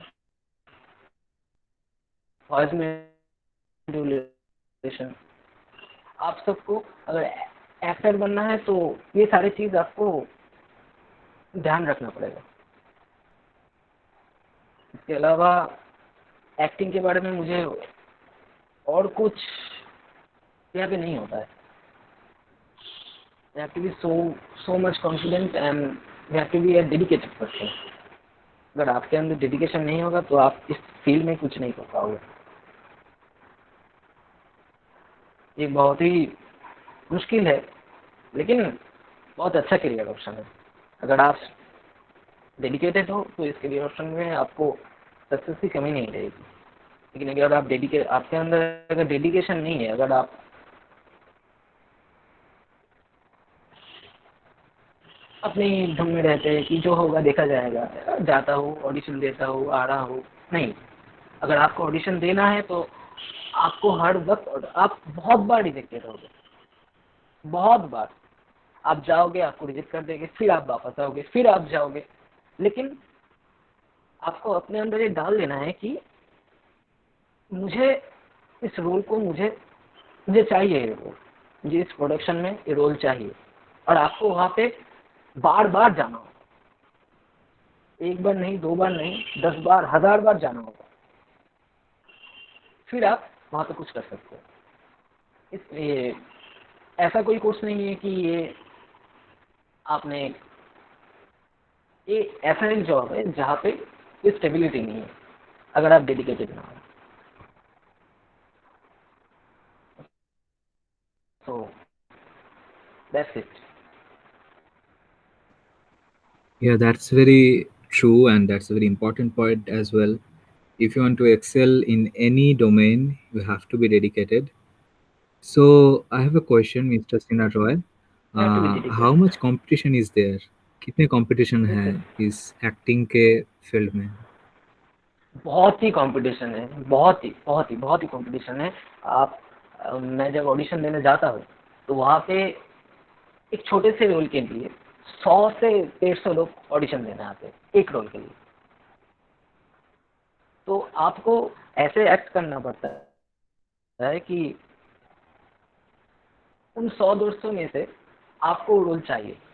तो आप खुद ही सोच लो कि आपको कितना डेडिकेशन चाहिए कि आप उन 100-150 लोगों को पीछे डाल सके। बहुत ही कंपटीशन है यहाँ पे। हम लोग बेसिकली एक्टिंग करियर को कोई सीरियसली नहीं लेता। सब लोग एक्टर बनना चाहते हैं, हम सब जो छोटे थे सब लोग एक्टर बनना चाहते थे।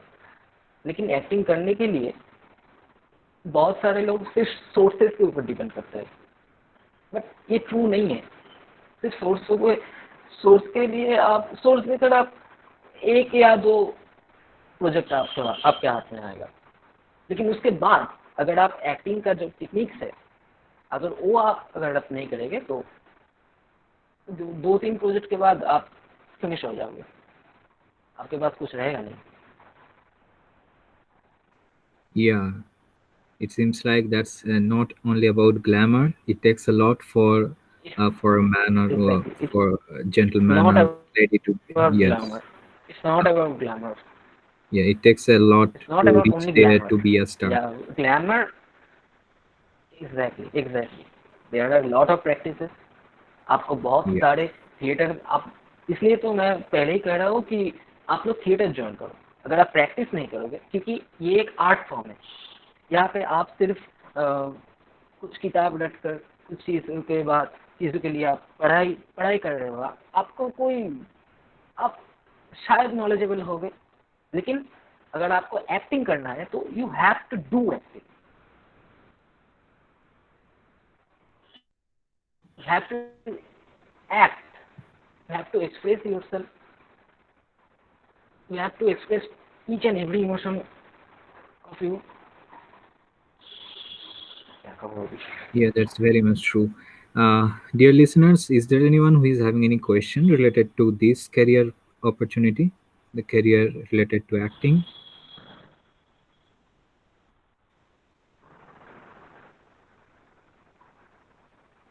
I think no one is having any questions. So No one is having any questions. yeah, and already most of them have left this session. So thank you so much, Mr. Sinha Roy, for joining us and spending this much time and letting us know Thank you some very much glimpses for having me. about your. Yes, you are most welcome. So I think we have reached at the very end of this session. Uh, Mr. Kunal Ghosh, I would like to request you to call it a day and uh, distributing the vote of thanks. Mr. Ghosh, are you there? Yeah. Thank you everyone for a good seminar. So you can left and stay tuned for the next day seminar. Thank you Okay, very thank you much. very much. Thank you, Thank Iman you. sir. Thank you. Thank you. Thank you.